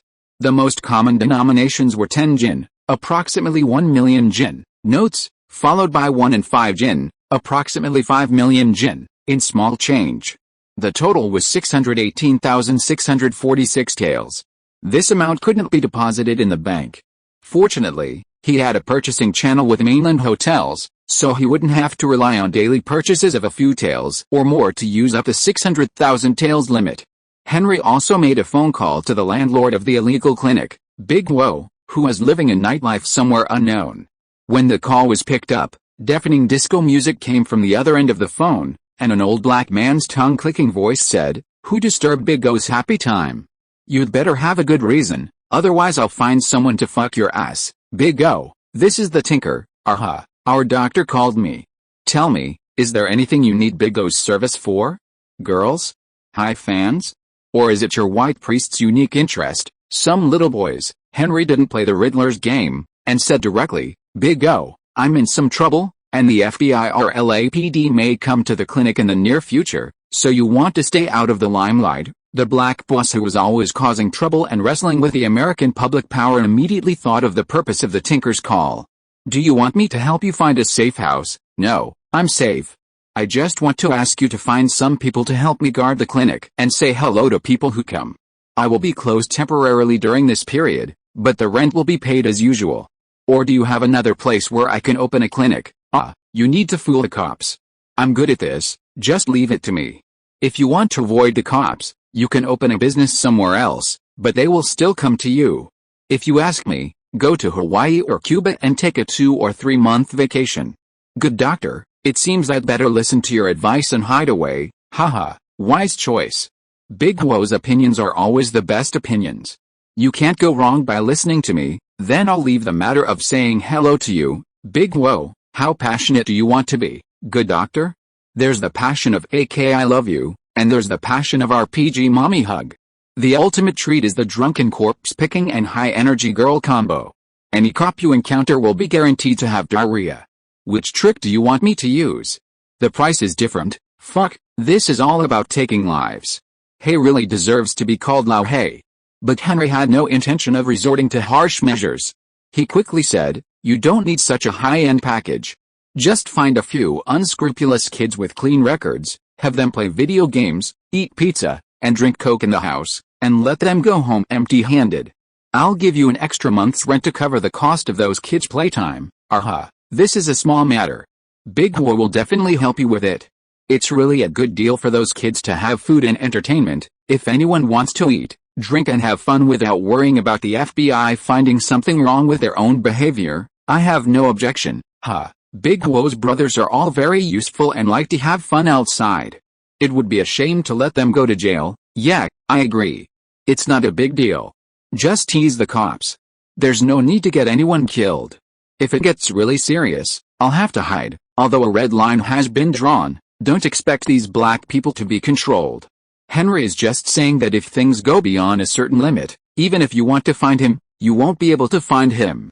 He had to get this out of the way so that things wouldn't get out of hand later, and these black men would use him as a shield. Don't trust a black man's integrity too much. You know why AIDS is so contagious? Don't worry. Leave it to Big Wo. He'll definitely take care of it for you. Okay, I'll leave the money in the usual place. 2 months rent, and the extra month is your expenses. Don't contact me for these 2 months, haha, that's right, good doctor. I'll take care of everything. Big Wo's chest-thumping reassurance could be heard amid the background noise. The call was disconnected. It seemed the pile of money on the table had a new source. It could also be used for Big Wo's rent. Henry counted out the full amount and put it in a brown paper bag. He immediately ran to the black clinic and left it at the usual rent place. As long as he told the black man in advance, there was no need to worry about him forgetting to pick up the money. He would definitely come as soon as possible. It seemed that the black man himself was well aware of the chaos in this neighborhood.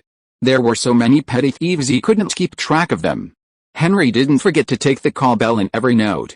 The secrets within the call bell were probably incomprehensible to the average person, and he was afraid of attracting the attention of the FBI. The black clinic would be closed for the next 2 months, and Henry needed to take the opportunity to review his medical experience and insights from the past 6 months. Just as he was pondering how to begin, his tabby cat, Katie, came and rubbed against Henry's trouser leg. Even without testing the unfinished tiger translator, Henry knew it was a sign of hunger. He scooped up the slightly heavy tiger cub. Its length was roughly the length of Henry's forearm and hand, but its weight was off. Henry couldn't help but wonder if his unchecked supply of food had caused this cub to develop into something more advanced. Even its fur had been raised to lustrous luster.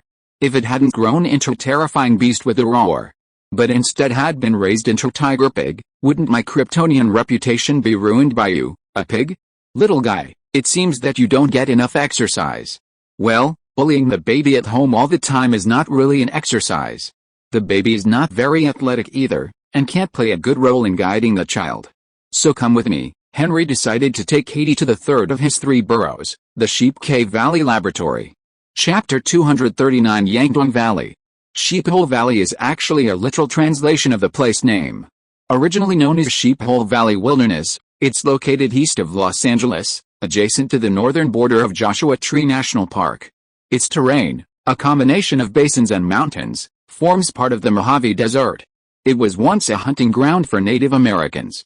The ubiquitous boulders of gargoyles formed shelters, where snow sheep once inhabited the area, hence the name Sheephole. However, today, the snow sheep's range has shrunk to further north. It's become a sparsely vegetated desert.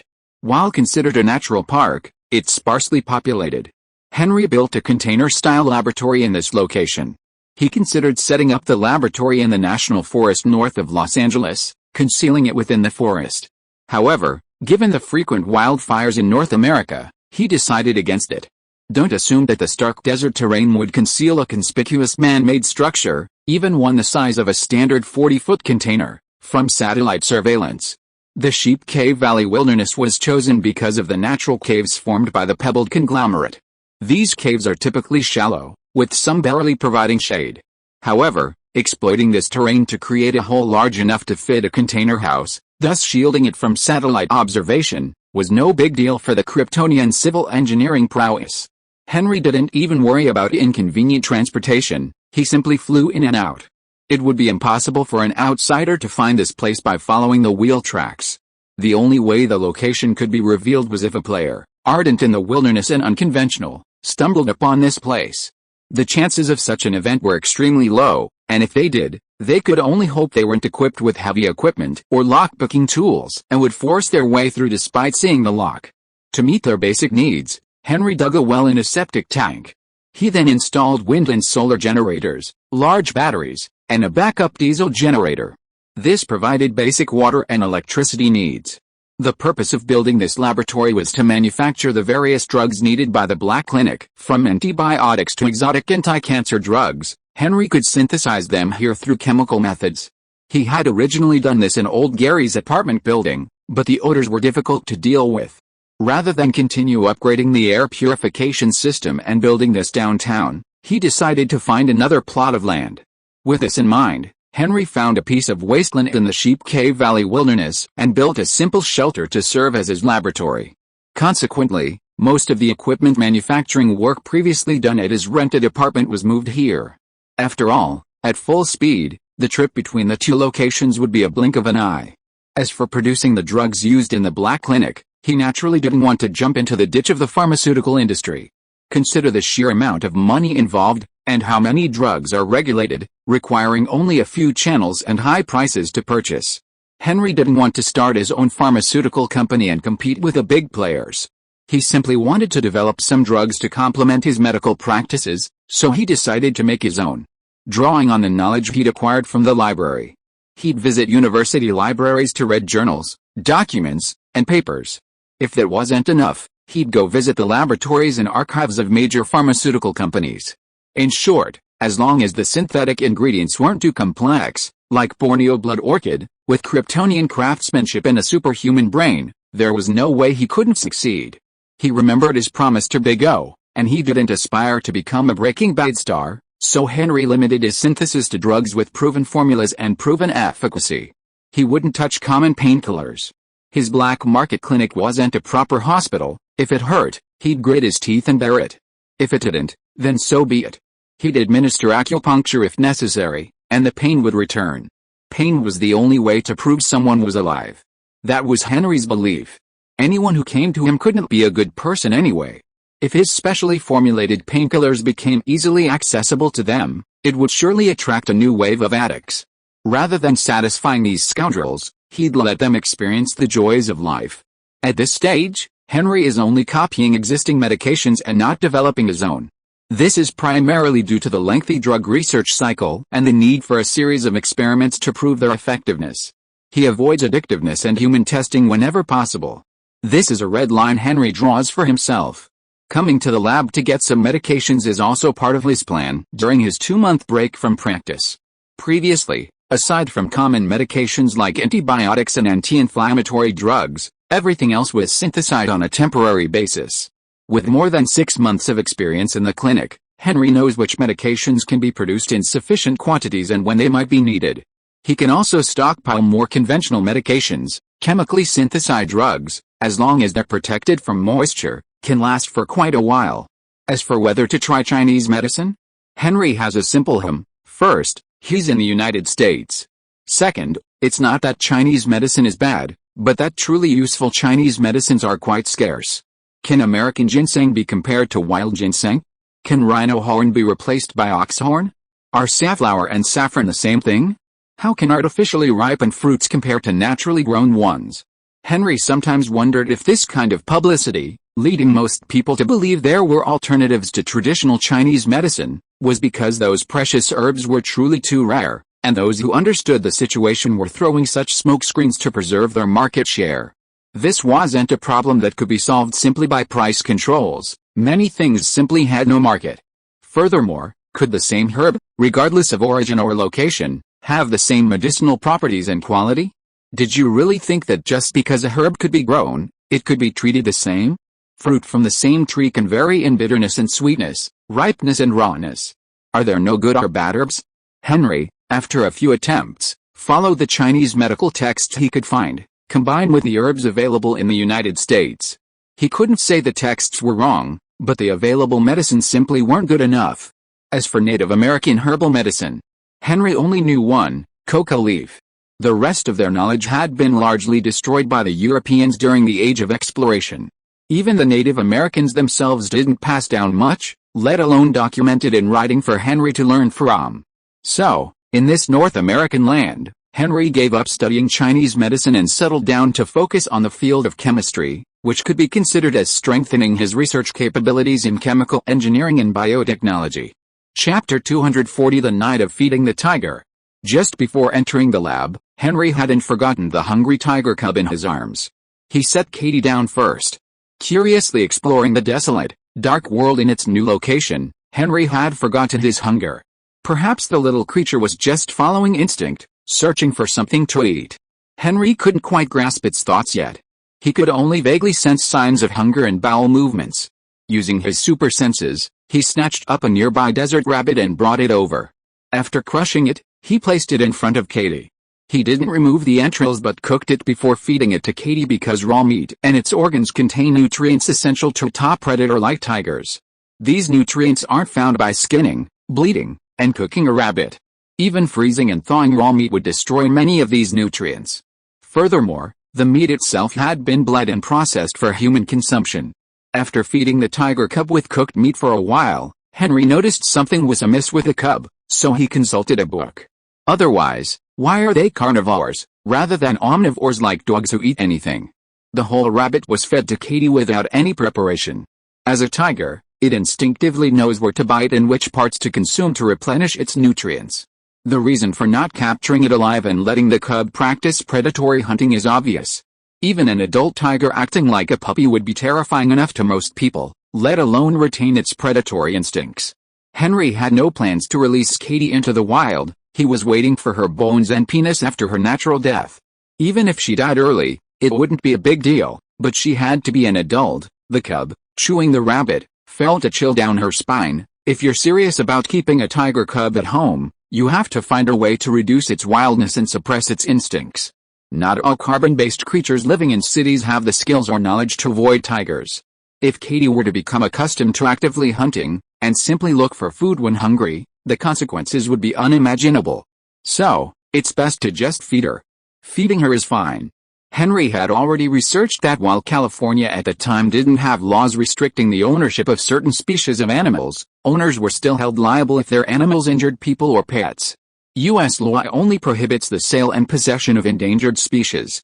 There's a clear list of endangered species, and conservationists don't just blindly follow their own opinions. Tigers aren't on that list. Anyway, Katie quickly devoured a mere rabbit. Despite its small size, it still left the tiger cub bloody. While the fur was tattered, Katie didn't eat much, she mainly ate the meat. The rabbit's internal organs remained largely intact, with only the heart and a small piece of the liver being eaten away. The rest of the rabbit remained largely intact. But judging by Katie's unsatisfied expression, the bunny wasn't enough. Helplessly, Henry happened to hear a fox nearby. He caught it and, after the same treatment, strangled it to death, tossed it in front of Katie. Henry's methods left the fox's fur intact. However, if he wanted to skin it, it would have to go through tanning and semi-salting, otherwise it would not only be difficult to preserve but also prone to insect infestation. Henry was too lazy to do that, so he simply threw the whole fox to Katie to chew on. As for how to tell if she'd been fed enough, that was easy too. When Katie started playing with her food, it probably meant she couldn't eat it anymore or didn't want to. Playing with food is a bad habit, whether for humans or animals. It shows disrespect for life. Eating is to sustain life, playing with it is another matter altogether. That's why people emphasize not wasting. If a carnivore behaved this way, it could foster the unhealthy habit of killing for no other reason than to eat. Rather than betting that Katie wouldn't transfer this behavior to humans, it was better to prevent it from happening in the first place. So whenever he saw Katie playing with her food, Henry would take it away, regardless of whether she wanted to continue eating. This made the little tiger quite protective of her food, quickly devouring whatever she could eat, leaving the rest to her owner. As Katie gnawed on the dead fox, Henry, waiting nearby, looked up at the sky. In this light pollution-free wilderness, the moonless night offered an incredible starry nightscape. Combined with Kryptonian vision, the stars appeared in a riot of color, not a monotonous white glow. In this rare moment of quiet, Henry cleared his mind, letting his ever-thinking brain rest on its whirlwind, savoring a moment of tranquility.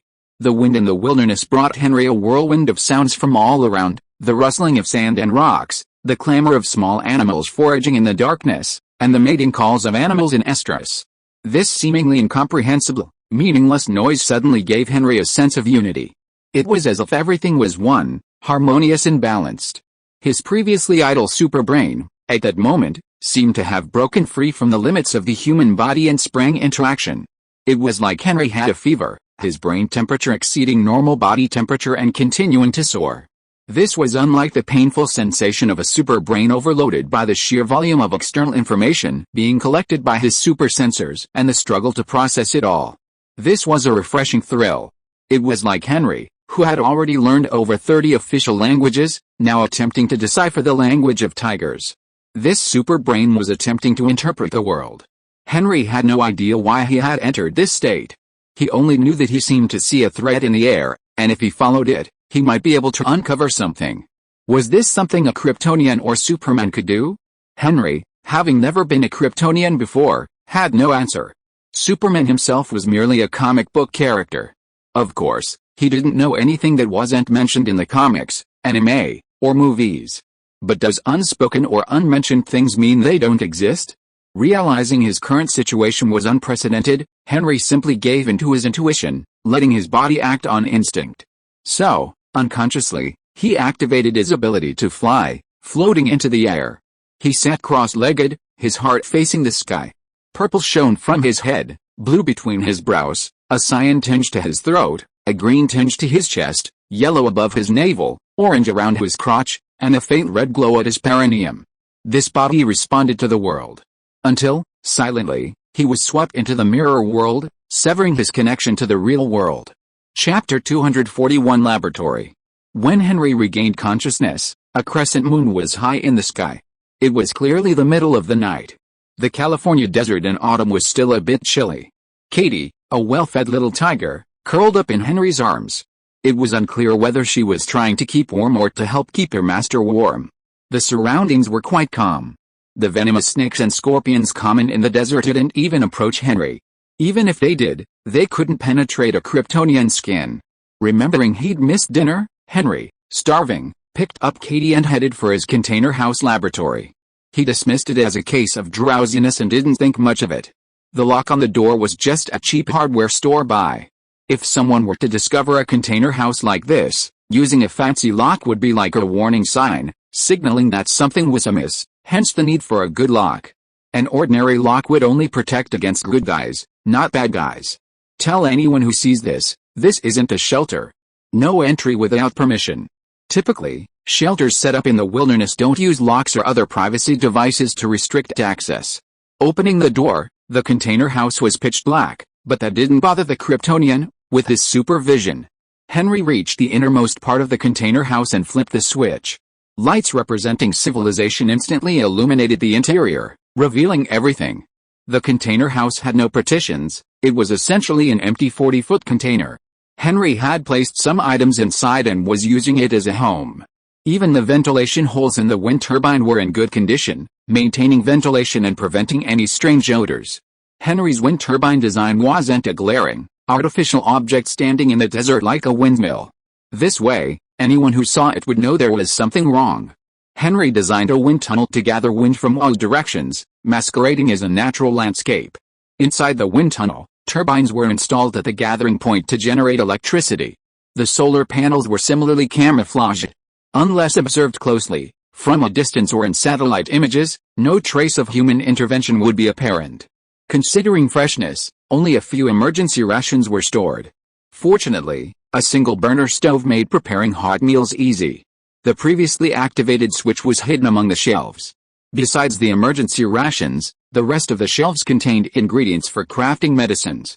In the corner, there was a sofa bed for sitting or lying down, and the remaining space was occupied by a long table filled with a variety of glassware. Beakers, Erlenmeyer flasks, funnels, and other items were Henry's equipment for crafting medicines. However, the glassware was now clean and didn't emit any strange odors. The container room's ventilation was poor, and dust easily accumulated. Even with screens in the vents, they couldn't prevent the intrusion of fine dust. Henry had considered installing a BB series core robot for routine cleaning. However, the core robot would rely on a server for computing power, so one could imagine the power consumption. Although the lab was equipped with wind and solar power generation equipment and a diesel generator as a backup, the power supply wasn't always available. Therefore, this facility primarily focused on chemical synthesis. Other energy-intensive tasks were still conducted in the rented apartment. Curious Katie, once again looking around, even clambered onto the tabletop with her front paws, attempting to hop onto it like she did at home. Henry didn't want to bother with the little tiger. This was primarily because the glassware on the table was easily breakable, but also because he didn't want to let it get away with whatever it wanted. Family status was silently established through this back and forth. Of course, verbal authority wouldn't cut it with a tiger, actions had to convince it. So, seeing Katie stand up and attempt to jump onto the table, Henry, without a word, hooked her foot, sending her tumbling. Undeterred, she charged again. Henry hooked her again. And again. Mikami Wyu. This is starting to get exciting. Henry simply kicked Katie over and stepped on her belly, subduing her. Finally, he could eat his freshly heated can of pig food in peace.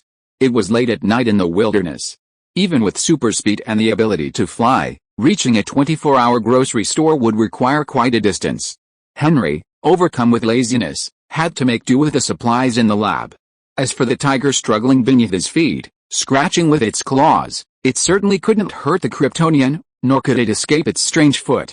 At most, it would scratch its trouser leg, a token of its affection. In a few bites, he finished off the canned food. Henry finally let go of Katie, washed the dishes, and then counted the remaining ingredients on the shelf. He was considering what ingredients he needed to make the new drug. Some ingredients could be obtained through legitimate channels, but regulated ones were more difficult to acquire. Finding a way would cost more. Although it's essentially the same as buying over-the-counter medication, some are easier to find, others more difficult, requiring the black market. The price difference is enormous. It's no exaggeration to say that a single bottle of medication can cost a ton of raw materials. Freed, Katie lost her earlier enthusiasm for leaping onto the table and turned back to follow Henry. As if seeking revenge, she bit and scratched at Henry's trouser legs. Even after being gently pushed away, Katie continued to charge forward, relentlessly continuing her unfinished work. Fine. Playing with a tiger, a Kryptonian's physique is overwhelming in every way. I'm afraid he won't be afraid. But it looks like he'll wear out his pants. In just a few moments, his pants weren't ripped to shreds, but the legs were already tattered. However, Henry had already taken inventory of the materials and made a purchasing plan. Most of the expenses could be covered from the over $600,000 in shaded money, without having to dig into his bank account. Not to mention the regulated materials. Even unregulated materials can be sourced from underground suppliers. While the price might be higher, it can be purchased with dirty money. Compared to the high losses associated with money laundering, this price difference is acceptable. Furthermore, purchasing from public channels means a record of purchases. If CIA analysts were to encounter one, they might use this record to analyze one's behavior. This dirty money was also the reason Henry wanted to stockpile some medication. Previously, he only stockpiled medication when it needed, not in the habit of stockpiling it. This was partly due to lack of funds, but also because it was impossible to estimate the amount of medication he would need initially. Producing something that wouldn't be used would be a waste of both money and time. This estimate was based on more than 6 months of experience in the business. As for the remaining money, Henry opened a secret door in a container house and placed it in a safe in the cave. It wouldn't be appropriate to store this money in either a black clinic or a rented apartment. It would be better to keep it in this remote laboratory. Chapter 242 The Surveillance Police. A knock on the window of an old Ford parked on a dingy street startled the two detectives, one old and one young, who sat in the driver's seat and stared blankly at the alleyway in the distance. The older detective remained calmer, merely glancing to confirm the newcomer. The younger detective, however, showed more expression, sighing with relief. "Who is it?" "Oh, Senior Special Agent James, it's you." The detectives, who were backing up from the LAPD, watched as the veteran FBI agent climbed into the back seat and offered donuts and coffee. They needed them right now. Without hesitation, the two took the treats and ate. Agent James then asked, "You've been on surveillance all day and all night. Have you seen the target, a white man with a scar on his face and black and white hair?" "I haven't seen anyone like that coming in or out of here," the young detective replied. "Indeed." The older detective added, "The alleys here are very complex, so it's possible the target came from another direction." Agent James said with embarrassment, "So, we can't confirm if the target is here, but we have noticed something," the young detective said. "What's going on?" Agent James asked. The young detective replied, "Delivery drivers entered yesterday at noon and last night. This neighborhood is a mess, and few businesses are willing to deliver here. But since someone delivered, I imagine the tip must be substantial. Anyone who can afford such extravagance must have made a fortune, Agent James asked with concern. Can you confirm? The young detective continued. Yesterday I went into the alley to check out what was going on. The tinkerer's clinic was just as the tip had reported, with the iron door halfway down, indicating someone was inside. During our surveillance all day yesterday, we saw someone who looked injured enter the alley, possibly seeking medical treatment. We didn't see them leave, so perhaps they left in another direction. Agent James asked, could they still be inside? The man's injuries don't seem that serious. And according to the tip, this underground clinic doesn't admit patients. As long as he regains consciousness, he'll have to crawl out, even if he can't walk.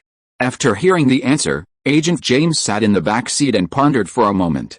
The two detectives in the front seat took the opportunity to quickly finish the food in their hands. This was almost instinctive for them.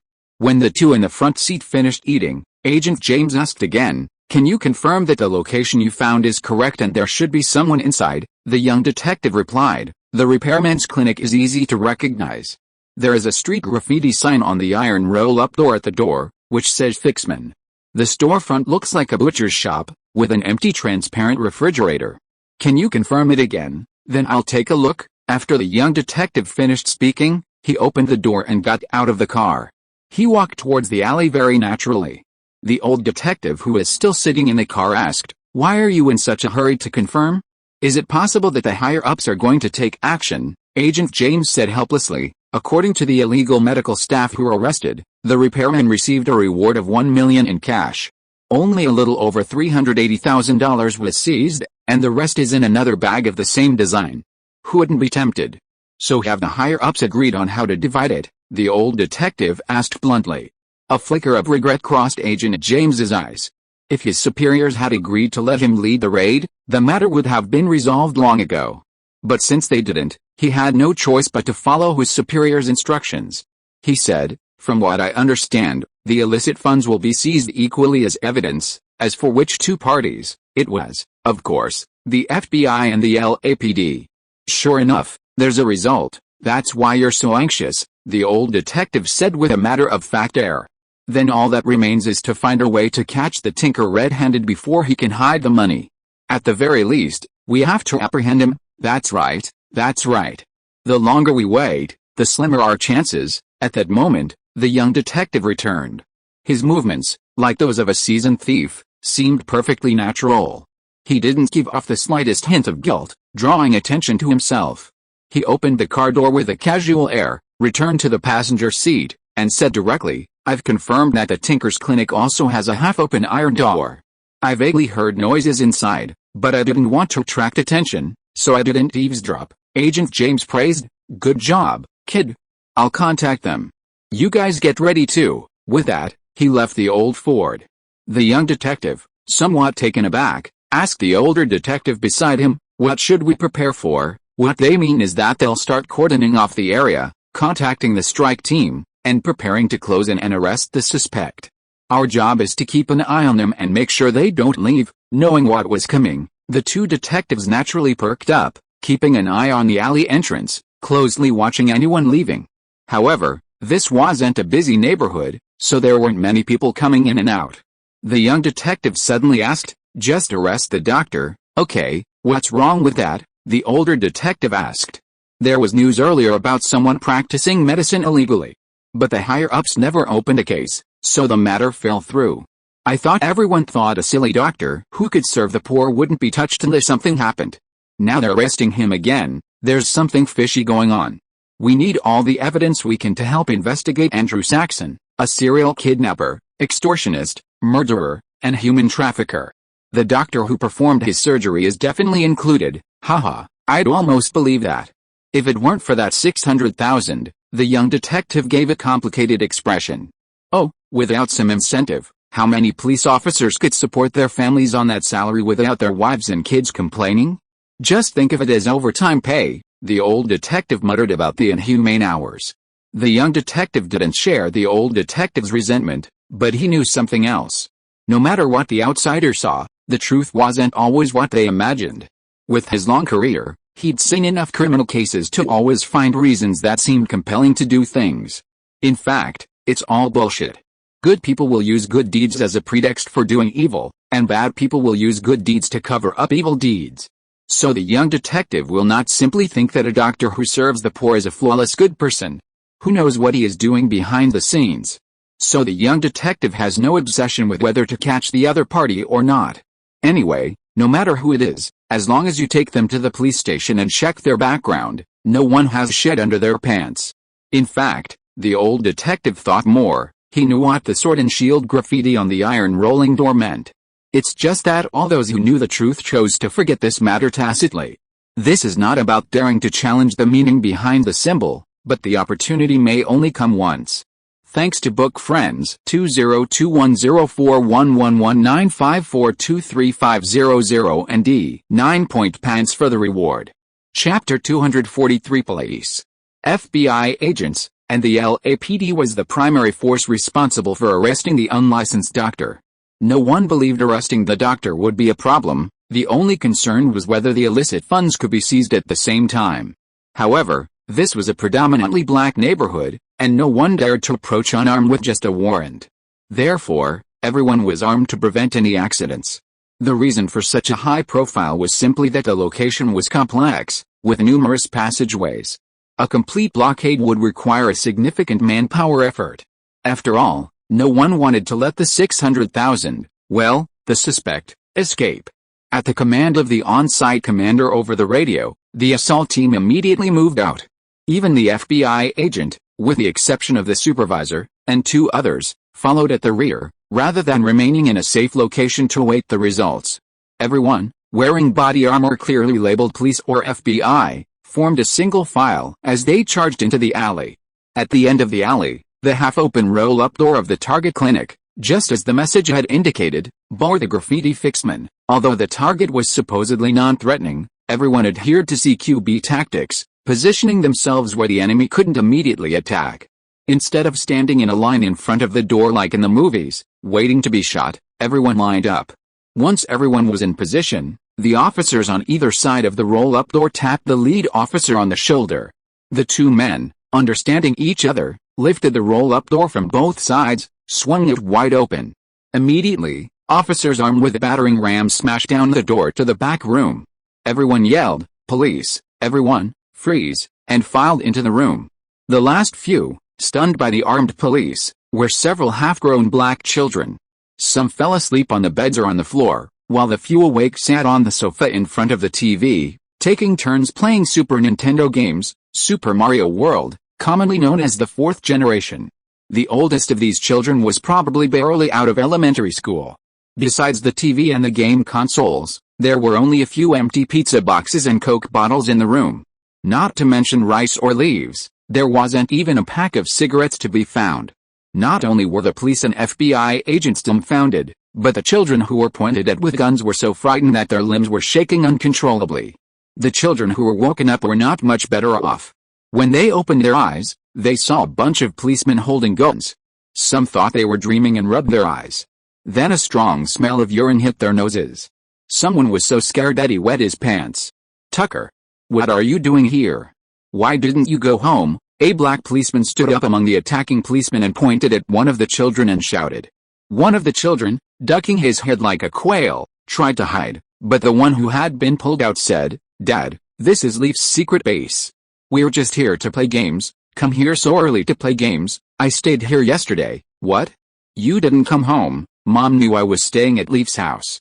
"It's just that we didn't stay there, we came to his secret base." The child, who had been called out several times, also ducked his head, trying to minimize his presence. "How could I not know about this?" The police officer, the father, shouted excitedly. The child, emboldened, raised his voice and replied, "You didn't come home yesterday again. What am I supposed to tell you?" Andrew Saxon's criminal gang, totaling nearly 100 members, had all been arrested. Just taking their statements kept the police and FBI agents busy. They also had to assign personnel to keep an eye on the tinker and escort Andrew Saxon to the hospital. Everyone was working beyond capacity. In this situation, which police officer could get a good night's sleep at home? Of course, they were stuck working overtime at the police station. They had to quickly complete the procedures and send the suspect to the detention center. Otherwise, hundreds of people would be crowded in the station, not to mention the chaos. If they started to cause trouble, it would be troublesome. But how could a father complain about these things to a child who is not yet an adult? He was in a state of mental chaos, but he couldn't turn his anger on his son. The commander of the assault team acted decisively, saying, "Everyone, check the room and be on guard." He put away his gun, walked over to a child who was obviously older, and asked, "Are you the only ones here?" The children had not yet acquired the temperament of the street. Faced with the armed police, they were restrained and respectful, saying, "Yes, sir, it's just us, no adults were here." "Yes, only the pizza delivery guy, he should be an adult. You said you were all here, but did anyone come and leave?" the police captain asked sharply. "Yes, Mike, Shua, Alan." The children rattled off several names, not even thinking of covering up for their friends. Such a lack of loyalty. Hearing so many people, the police captain was overwhelmed. He asked, "Who are these people?" "Our classmates. Some are from the same class, some from the same school, but I know them too." "Which school?" "Asbrook Elementary School, sir." This was practically a complete answer to every question.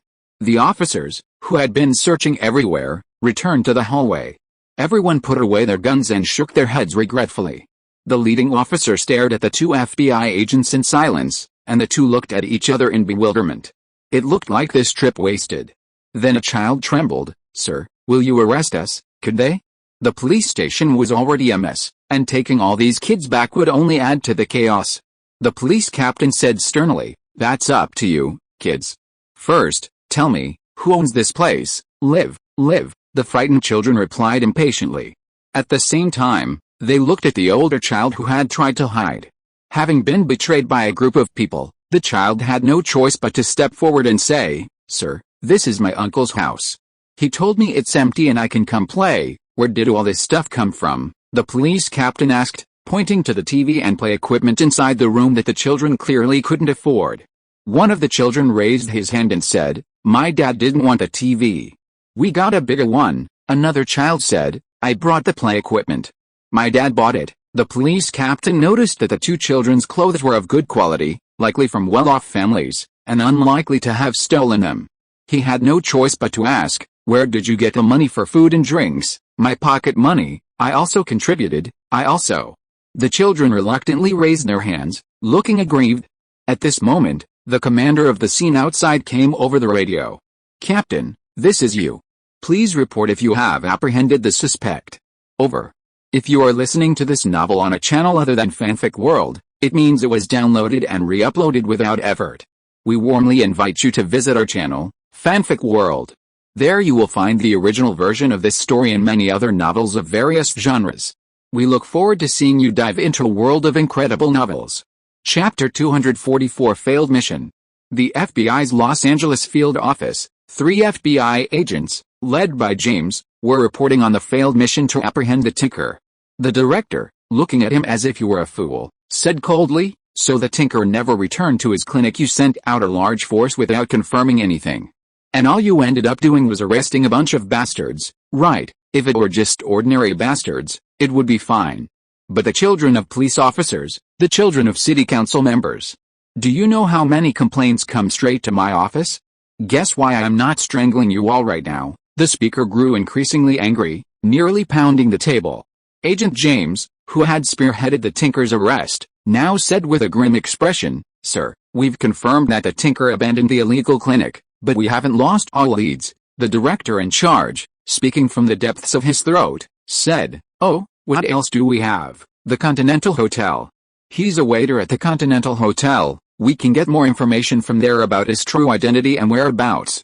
We could even ask the Continental Hotel to hand him over." "That's not impossible." Hearing Agent James's response instantly chilled the assistant director's spirits. He stared at the man before him, who refused to give up, with a deadly gaze. Finally, he blurted out, "Approved." "Go ahead." "Yes." The assistant director's ready approval left Agent James with a hint of disbelief. He looked at the man rummaging through files on his desk and asked tentatively, "So, sir, when are you going to the Continental Hotel?" "Me? I'm not going." "Then who's going to ask questions?" "Whoever came up with the idea goes." "What do you need?" "A court order?" An arrest warrant? An investigation order? I can give you whatever you want, and you can figure it out later." Ignoring the old agent's crumbling face, the assistant director found a file, tossed it in front of the other two, and said, "Go investigate this case." "Yes, sir." Among the remaining two, an agent who had been in the FBI for a long time, saw that things were not going well, and since his superior had given him a way out, he hurriedly grabbed it.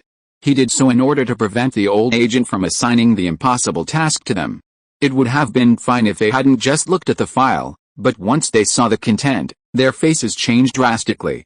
The younger man complained, "Sir, this is the case of the Zodiac Killer. Isn't this an unsolved case? Is there new evidence? You go out and look for it. Maybe there will be some, but sir, get out." The two young men fled, leaving only the old agent James, looking at people with a dark face. The director of the FBI local office did not tolerate the other party, and also pointed at the door and said, "You get out too." Hearing this relentless scolding, James wanted to explode on the spot.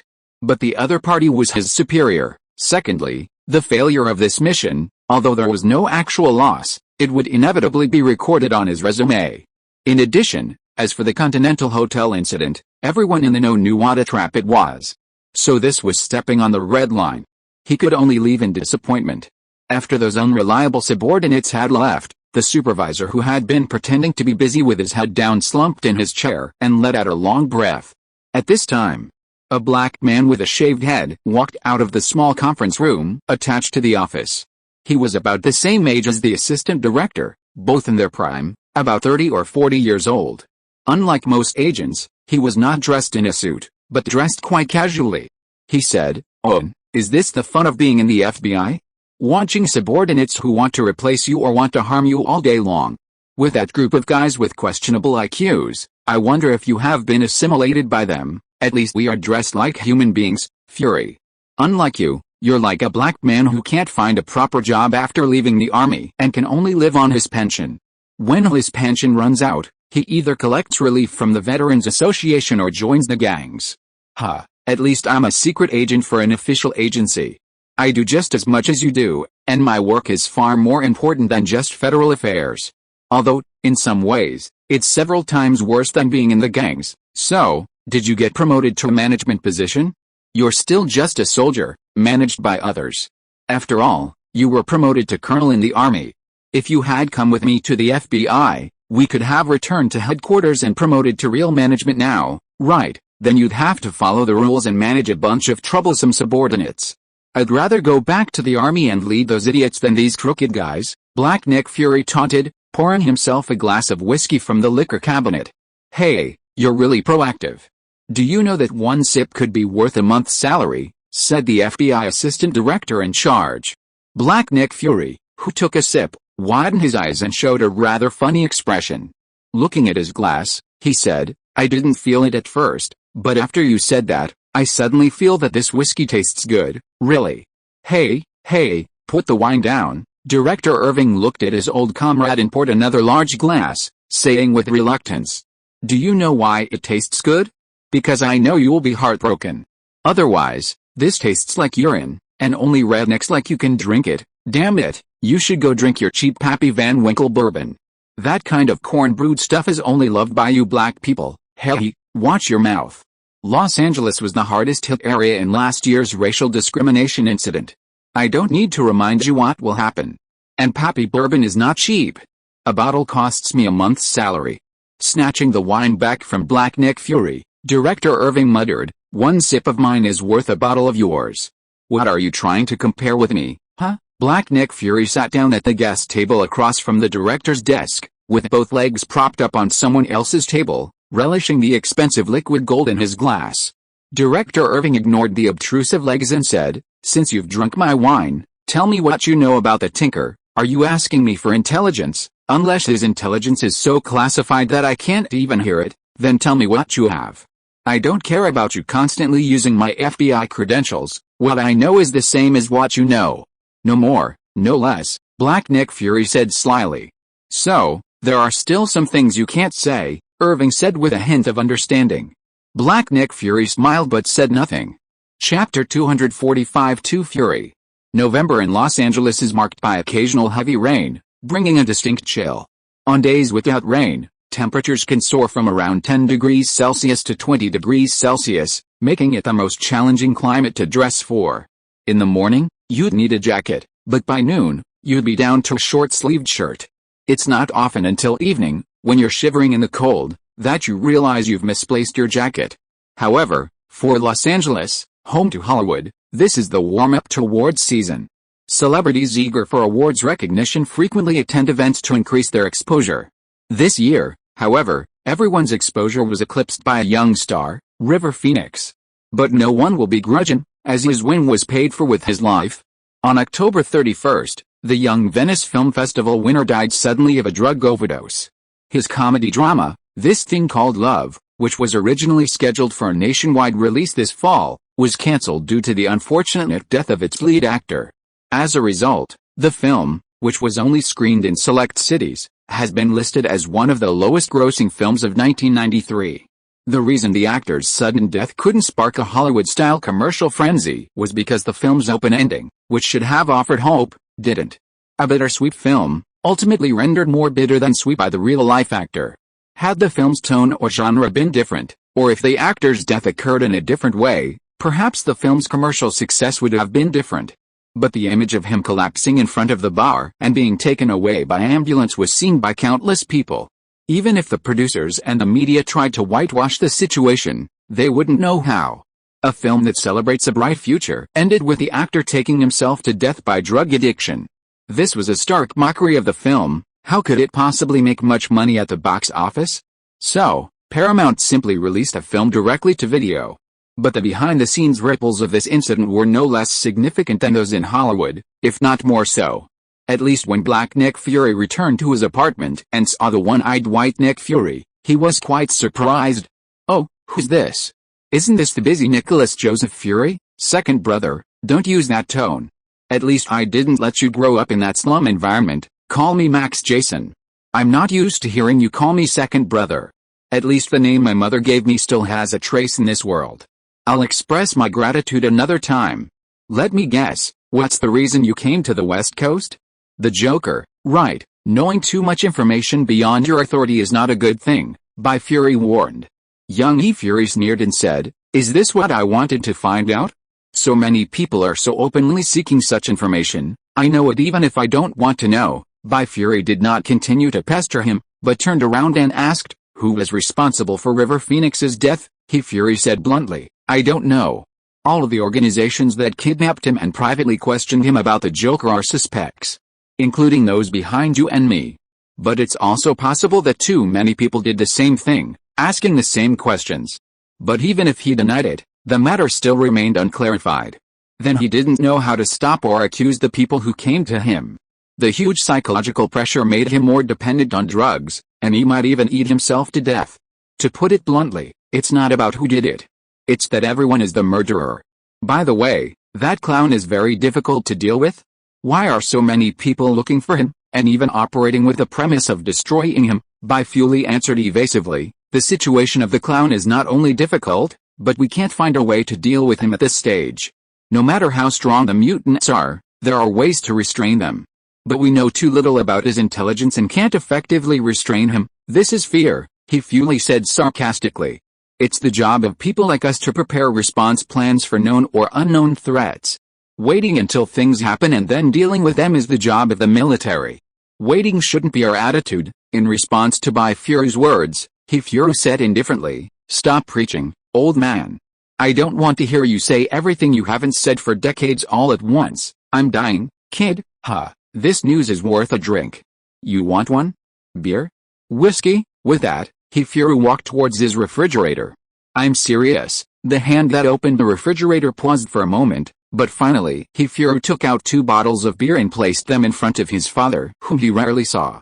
"What's going on? Is there something wrong with the infinite formula?" After opening the beer in front of him and taking a long gulp, By Fury said, "It seems you know more than I thought. I have eyes and ears. I'll find the answers myself. You don't still think I'm a child who knows nothing because my parents didn't tell me? What's wrong with you? You're so good at finding answers. Why do you still need to ask me?" By Fury countered. "Because I need different sources to confirm my ideas." "Huh, smart choice. Then what's wrong with you? Fury took another sip of beer before saying, since you know the infinite formula, wouldn't you covet its ability to maintain longevity and youth? Would those cowardly old money be an exception? No matter how much intelligence agents try to portray themselves, they are ultimately not the masters of the system. At best, they are the biggest parasites. They can certainly use gaps in intelligence to mislead decision makers and carry out their own will. But this cannot conceal their inherent worthlessness after losing the power given to them by others. So when those who gave him power asked, could Nick Fury refuse? The young black man, who also understood the system and power structure, was accustomed to such situations. He said, even if you hand over the formula, it won't mean you won't be able to use it yourself. The formula is a small matter. The key is the raw materials. Raw materials. Black Fury finally realized that things might not be as he imagined. White Fury said, instead of not handing it over, or choosing who can use it and who can't, it's better to let everyone who asks use it. When the raw materials are exhausted, there will be no need to consider who is qualified and who is not. Right, then you can take this opportunity to take a group of people away with you. Are you serious? Chapter 246 Fury's Legacy. Black Fury hadn't forgotten that the infinite formula serum required regular infusions to work its aging-delaying effects. If the infusion stopped, even if the body was still healthy, it would collapse in a short time, leading to death. White Fury, however, said calmly, I don't care about my own death.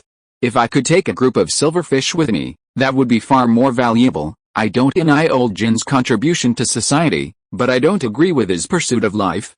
You can't imagine the audacity of these people. Black Fury pressed the key point, saying, if the raw materials are gone, we can just find another way to get them.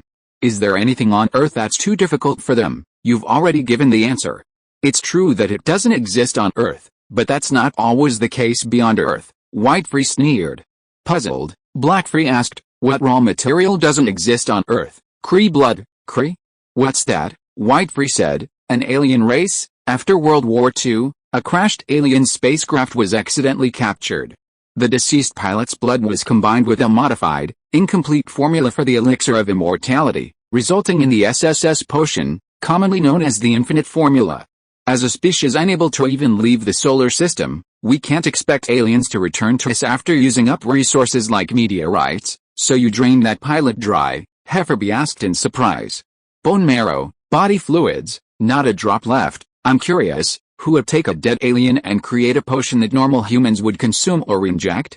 And the most bizarre thing is, you actually had the guts to consume it, Beverby explained. The captured Japanese scientist never told us what the ingredients were. We were soldiers, so we had to obey. The Paperclip project wasn't just targeting the Inamizo scientists. And during World War II, don't assume that Hydra was the only bad guy and everyone else was good. All the participating nations, victorious or not, were not good people. During the war, they had all committed inhumane acts. It was all up to future generations to interpret them. Heather Fury didn't know whether to laugh or rage at his father's explanation.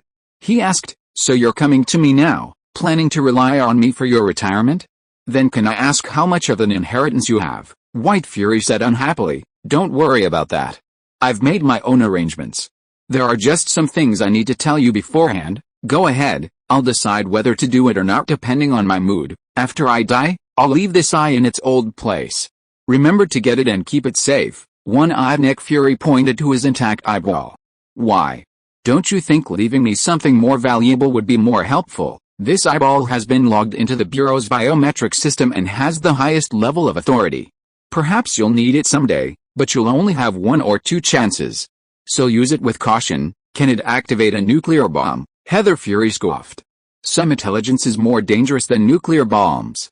When you're at a high enough level, you'll understand why. Heaver snorted coldly, without commenting. Pulling out a file from the inside of his black leather coat, White Fury tossed it on the table and said, here's a suggestion. Form a team of your own, one no one else knows about. This file contains some candidates I've collected who should be useful. You have to find a way to win them over. And then find a way to raise funds to support them. That's your own strength. Organizing that kind of thing isn't a guarantee at all. If you can't do that, it means you're only capable of that. Hevery didn't even bother looking at the file on the table. He sneered, instead of making such a suggestion, why not just give me command of the Howling Commandos? That team belonged to Captain America, and now it's Carter's. I'm just one of them. I don't have command authority, so how can I give it to you? And you can't convince the others. Go form your own team, and don't embarrass yourself in front of those veterans. I fought in the Vietnam War, too, Henry said dissatisfiedly. White Fury scoffed, bullying a bunch of monkeys in the jungle, and losing? I can imagine the wrath you'll get when you meet those old buddies. We sent some mutants to fight, but not only did we fail to capitalize on their strengths, but the most ruthless behind-the-scenes thieves were actually our own people. Do you want me to tell you more? Black Fury was speechless. He silently flipped through the files. He'd planned to scheme through them, but after seeing the first entry, he couldn't help but take a second look. He came to a conclusion: this Henry Brown is sick. One-eyed Nick Fury recalled thinking the same thing when he first saw this man's profile. But he said, "You can't deny this guy is worth training." Black Fury summarized the information on the paper and said, "No education, but he's described as intelligent and multilingual." He knew Tony Stark and Katharine Hepburn. He was a bit of a Hollywood actor. He possesses the mutant ability of invulnerability, but the upper limit of his hardness is unknown. Known pistol bullets can't effectively injure him at close range. Now, he's a freelance service provider at the Continental Hotel. He's a tinkerer, Whitefree said. He can handle offensive operations, logistics, and he's also very intelligent. It's safe to say that if he's trained, he'll be a talent with flaws in every aspect. Turning to the second page, Henry let out a whoosh of admiration. It seems Councilman Mike Horton wouldn't agree with you. He hired him as a bodyguard, and he still got himself killed. That black man is a fool, assuming anyone will fall for his threats and bribes. Clearly, he's a soft-spoken person, and he has the resources to resist them. You can probably deduce this from his work experience. Henry glanced at the information and said, he's a crabber in Alaska, a Hollywood actor, Audrey Hepburn's last assistant, and a freelance service provider at the Continental Hotel. According to vague intelligence, both the Mellons and the Starks have extended olive branches, but he hasn't responded positively. In summary, this person cannot be coerced or bribed by ordinary means. This was also the main cause of the Halton City Councilman's death. To call it the main cause is a bit of an exaggeration. But he certainly didn't use this person well. Having put down the file, Heaver said, from his experience, it seems that personal connections can be a means of controlling him. After all, his longest tenure as Audrey Hepburn's assistant was the only one he held.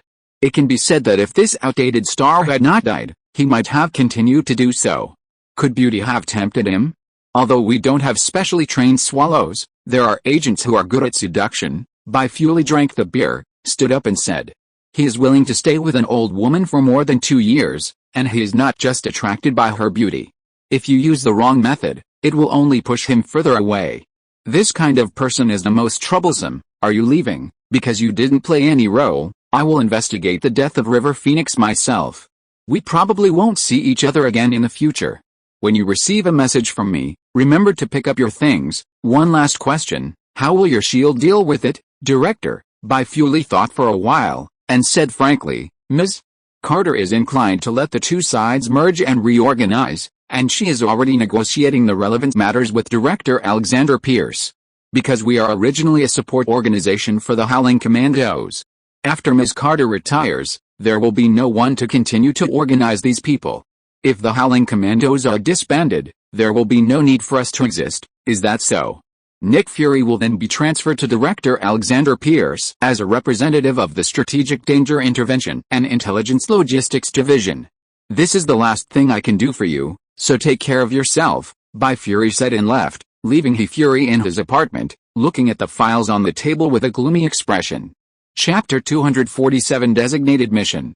Henry, who had thought he could relax for 2 or 3 months while at the Sheep Cave Valley Laboratory, received a phone message calling him back to his rental apartment. Naturally, he brought Katie, the tiger cub, back with him. Unlike his rental apartment, the laboratory wasn't equipped with all sorts of tiger-proof measures to prevent bites and collisions. Besides Henry's personal supervision, he simply let Katie roam free in the wilderness. Since he wasn't monitoring her at the lab and had no plans to release her into the wild, he could only let her go back to his rental apartment and chase after poor core robot BP. The call came from the Continental Hotel. The caller didn't elaborate on the situation, so Henry was told to go. As a freelance service provider, the hotel's orders weren't binding, but they weren't something he could simply refuse without asking. So, Henry drove there anyway to find out why the hotel had summoned him. He entered the Continental Hotel in Los Angeles through a side entrance. It was the only other hotel in North America with a basement there, along with New York. He headed directly to the basement service area. The lobby on the first floor primarily served contracted gunmen who paid with gold coins. For a freelancer like him, unless he really wants to splurge, all work and contacts are handled at the service office. The receptionist, with her long blonde hair tied up in a bun, wore a bright red skirt and a well-tailored blazer, giving her a distinctly seductive, office lady vibe. However, the tattoo on her face was striking, resembling a skull. In fact, judging by her figure and posture, if it weren't for the terrifying tattoo, she would be a rare beauty. However, those who end up in the mainland hotel system often have a troubled past and lack the academic experience to work in normal society. Just like the scar beneath the tattoo, it must be a painful memory. Henry never deliberately inquired about anything. Just like here, no one would ask about his background. Everyone maintained a vague understanding and interacted like ordinary people. So, upon meeting, Henry opened his mouth with, "Hello, sweetheart, your lip gloss is a really unique color today. Let me guess, gray purple." "No, I'm just wearing too little today and I got cold when I got here," the girl said coldly, as if it were none of her business. Henry casually grabbed the skull-faced beauty's hand and rubbed it, saying, "Oh, it's really cold. How can this be? Let me warm you up. Give me your other hand, too." Regardless of how terrifying the face might have been from scars and tattoos, those hands truly lived up to the description of green jade wrists. Their skin was so delicate, as soft as a baby soaked in milk, smooth and white, completely unlike the skin of most white people. With a slight effort, the girl pulled her hand away. A hint of disappointment lingered in her eyes, whether it was disappointment that the person before her hadn't held on tighter, or disappointment in the person before her. She looked at Henry coldly and said, "What can I do for you, Mr. Brown?" He put on a look of regret, yet he was wary of any potential conflict. Henry never overdid things. He simply laughed it off and said, "The hotel called and asked me to come over. They didn't explain much on the phone. Could you help me find out what it is?" Flipping through a memo, the skull-faced beauty said, "Manager Fisher wants to see you. Follow me." She placed a sign at her seat saying busy, "Please speak to other staff," and led Henry to the hotel's manager's office. The manager's office was practically a luxurious room, on par with a presidential suite. It boasted 2 floors, a piano bar, library-like bookshelves, a grand desk, and smaller rooms for other uses. Henry had been there once before, when he first registered as a freelancer, and he already knew the location. However, being escorted to certain places was a courtesy, and he wasn't someone who could just wander in. So Henry obediently followed the skull-faced beauty, gazing at her graceful back. The manager's office arrived quickly. After the beauty knocked, the door opened, admitting Henry alone. Ms. Muni Fisher remained clad in her voluptuous gown. Even in the near-December Los Angeles weather, she simply added a white fox scarf to cover her slender neck and shoulders. Henry didn't dare treat this woman the same way he treated others. Instead, he acted even more distant, approaching the desk and greeting her, "Ms. Fisher, do you have any business with me?" The woman, leaning seductively against the desk, unused to the chair, asked in a questioning tone, "Whiskey? Red wine?" "No, thank you. Whiskey, please." The woman pointed to the small wine table beside the desk. Henry shrugged, walked over, poured a glass of whiskey, and brought it to the woman. Muni Fisher said with a resentful tone, "What an unromantic man." Henry chuckled and said, "The fish can see the hook behind the bait, but it still wants to bite." "Who can blame it?" Sitting back in her comfortable office chair, Muni Fisher said with a hint of dissatisfaction, "Sometimes, it's the fish's wisdom to bite the bait obediently. At least what's in its mouth is real, don't you think?" Henry didn't want to continue discussing this topic with this person who was not sitting on the same side as him, so he stopped talking. He just sat in the guest seat across from the desk and waited for the other party's response. Seeing that her efforts were futile again, Muni Fisher regained her icy and cold expression. She pulled a letter and a gold coin from the Continental Hotel from the drawer and said, "This is a job, the kind you can't refuse." As a freelance service provider, she couldn't refuse any gold coin commission related to her job, unless she had work for another gold coin client. It was the rule, and Henry didn't think of disobeying it. He simply asked, "Madam, you're giving me direct instructions. This isn't an easy task, is it?" Could you tell me what the situation is? A high-table family member knows someone with appendicitis and needs surgery. He's come to us. Henry, who was about to take the envelope, immediately pulled his hand back. He said unhappily, "Madam, are you kidding me? This relationship is so far-fetched. Besides, there are at least 1,000 doctors in the United States who can perform a minor surgery like appendicitis. And they're capable of doing it with their eyes closed. And you're asking me, an unlicensed doctor, to do it? Is that a wanted criminal? The child has some unusual allergies. What are they? Anesthesia, anesthetic." Henry choked, then said angrily, "What about antibiotics? No one's trying." He then reached for the gold coin and envelope. "I heard it's quite serious and can't be cured without surgery. It seems they've taken a liking to my golden needle paralysis method," Henry added. "My treatment methods are not what ordinary people are used to.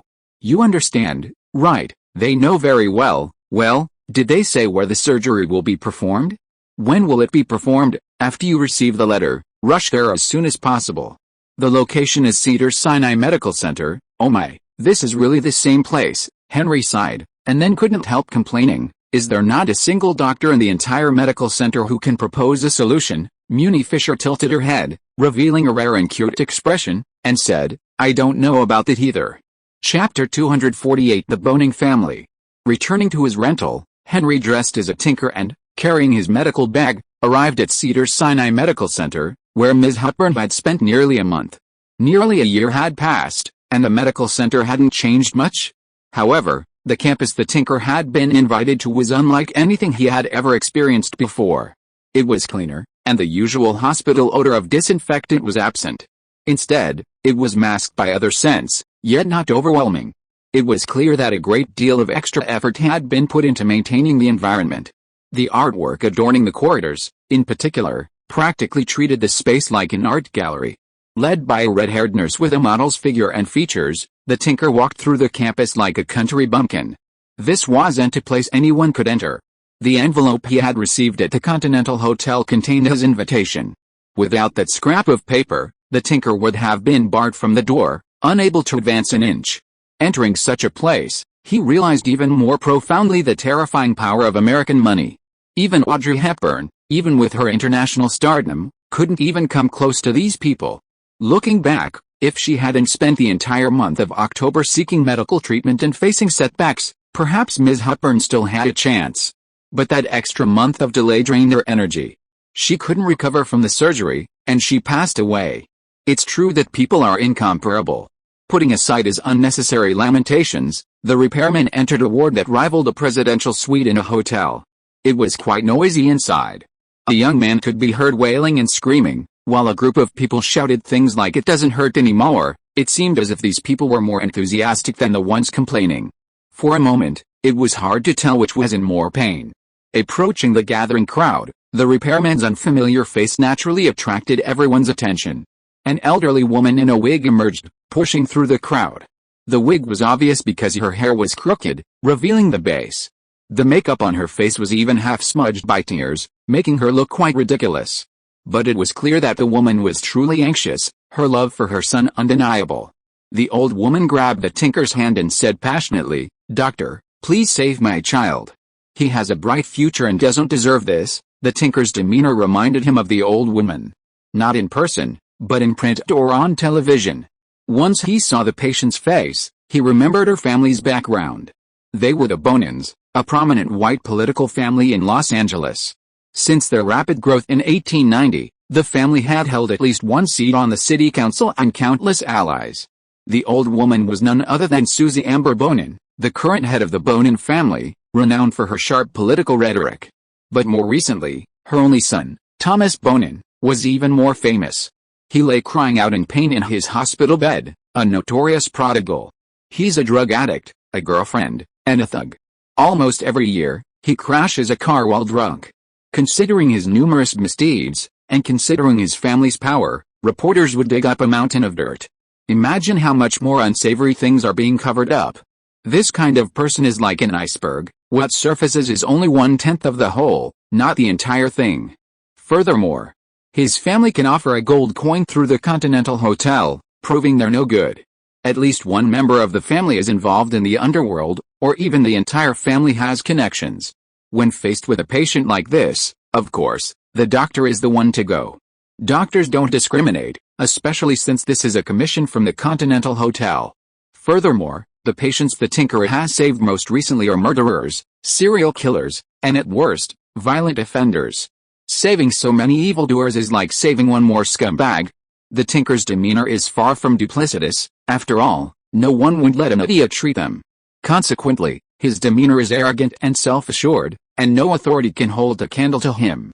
Even today, at Cedars-Sinai Medical Center, still one of the world's leading hospitals, the repairman maintained his aloof demeanor, chin held high.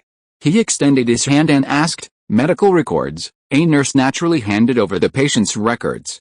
Although there were numerous medical professionals present, including the renowned thoracic and abdominal surgeon who had participated in the consultation when Ms. Hutburn had been treated, medical authority in this place was not as prevalent as those who wielded political power. So, even though the Bonin family had hired an unlicensed secret doctor, they treated him with caution, no matter how much they despised him. The repairman flipped through the medical records.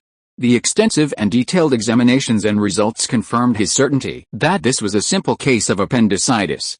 Antibiotics had already been used, but with limited success. Now, this simple appendicitis showed signs of developing into peritonitis. Without surgery, not only could complications arise, but it could also lead to death from the pain. Putting down the medical records, the repairman asked the doctors present, "Is there an operating room?" Though not entirely pleased, the attending physician calmly and professionally replied, "Yes, it's readily available." Seeing this inexplicable individual arrive, unquestioningly demanding surgery, Thomas Bonin, who was crying out in pain from his bed, had no choice but to speak up. "Scarface, I'm warning you here, I'm in immense pain. If you can't allow me to operate without pain, I will return every bit of my suffering to you." Understood, he ignored the young man, who was imitating a trash-talking impersonator. Turning to the councilwoman's mother, who had the final say, "Ms. Bonin, since you sent me here, I assume you already know me, but I must first state that my medical methods do not conform to generally accepted medical ethics and may even violate certain regulations. Even so, do you still want me to perform surgery on your son?" "Yes, I'm absolutely certain," the mother said with unwavering determination. But the son didn't share the same resolve. As if to vent his own pain, he shouted, "Hey, you, do you hear me? If you hurt me, you're fucking dead, you know that." Chapter 249 Appendectomy. Seeing her child's threat, the deliberately unlicensed doctor hesitated. The city council member's mother quickly said, "Doctor, do you want me to sign a waiver? As long as the surgery is successful, I won't hold you accountable." "My child's words don't count," Thomas Bonin shouted excitedly. "Why don't they count? I said I was going to kill someone, and I'm going to kill them. No one can stop me." The mother-son disagreement was the primary reason why the renowned doctors at Cedars-Sinai Medical Center were hesitant to perform the surgery. Otherwise, with so many intelligent and experienced doctors present, how could they not have figured out how to operate on a patient allergic to anesthetics? But everyone has seen enough. When ordinary people threaten to kill doctors, they actually do it. The average person can't imagine the audacity of a desperate patient with limited time left. And this powerful person, even more so, threatened to kill the doctor, without even having to do it himself. In this situation, who would dare risk their life to save someone? Do they really think everyone is willing to sacrifice themselves, regardless of the cost, just to save others? If that's the case, what's the point of going through all that trouble and spending so much money to study medicine? So, upon hearing Thomas Bonin's threats again, the unlicensed secret doctor seemed to back down. The doctors present wondered if this was going to be another failure. Surprisingly, the Tinker wasn't like the others. He simply looked at Susie Bonin's mother and said, "Don't bother. Just remember your promise." Then, directing the others, he said, "Get the patient to the operating room and prepare for an appendectomy." The patient was suffering from abdominal pain and didn't want to walk, so the journey to the operating room had to be wheeled in a wheelchair. He was unwilling to get out of bed and into a wheelchair, and even more unwilling to be touched by the burly male nurses. So, the beautiful female nurses serving the VIP wing had to help Thomas Bonin into the wheelchair. This young man was quite large, and naturally weighed a lot. The nurses' model-like figures meant they didn't have much strength. It took 2 or 3 people working together, pressing close together and relying on their core strength to get the patient into the wheelchair. The entire process involved squeezing and carrying. By the time they were done, the 3 nurses were sweating and disheveled, their bodies thoroughly groaning. Thomas Bonin, seated in a wheelchair, frowned, enduring a stomach ache while smirking.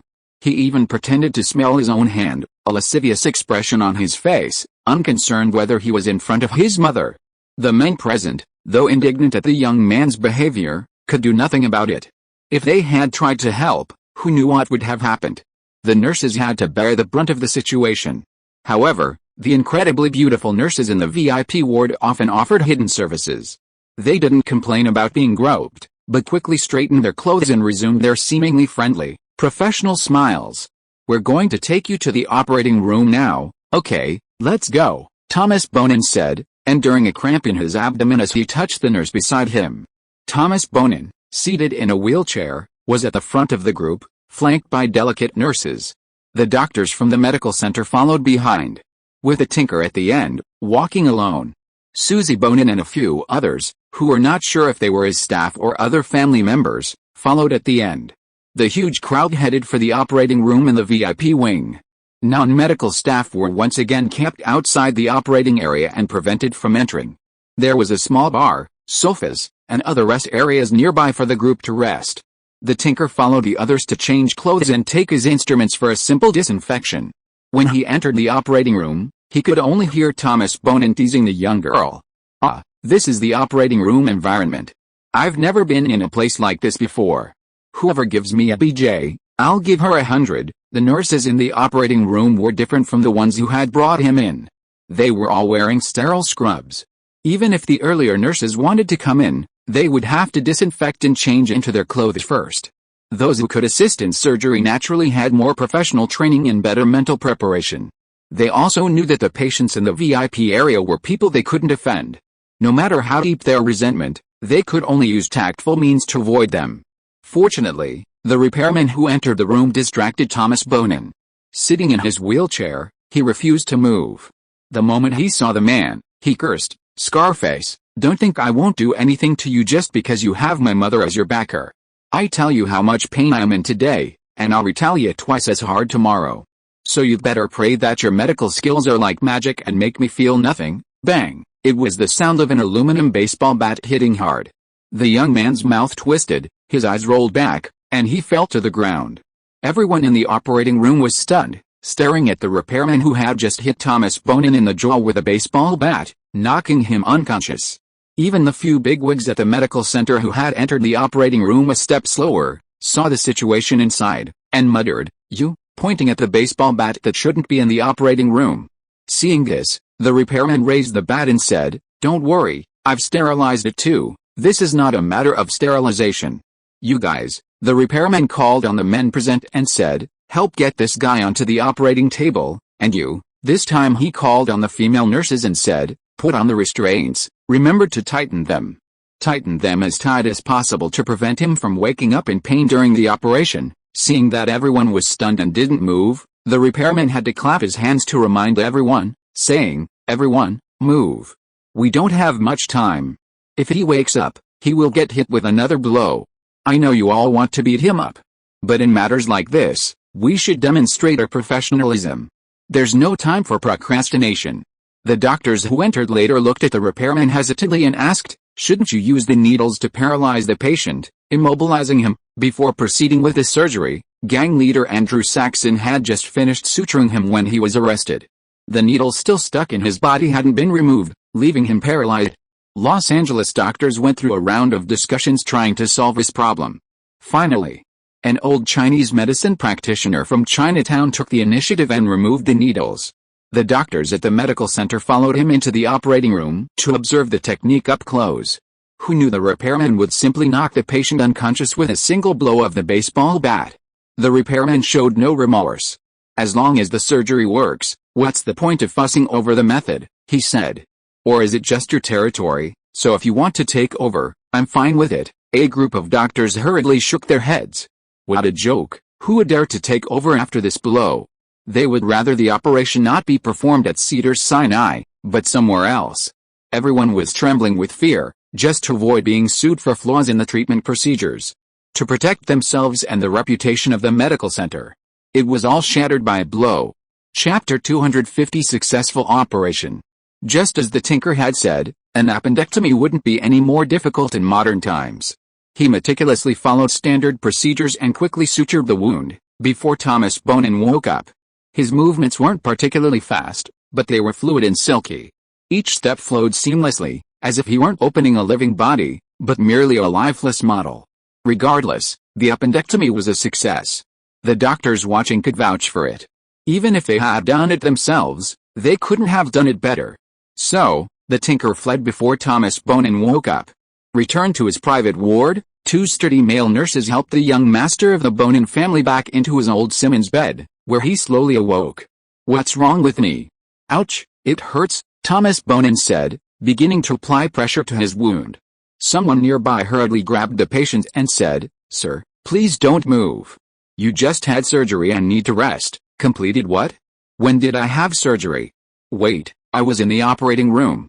"What exactly happened there?" Thomas Bonin asked a series of questions, but no one in the know dared to answer.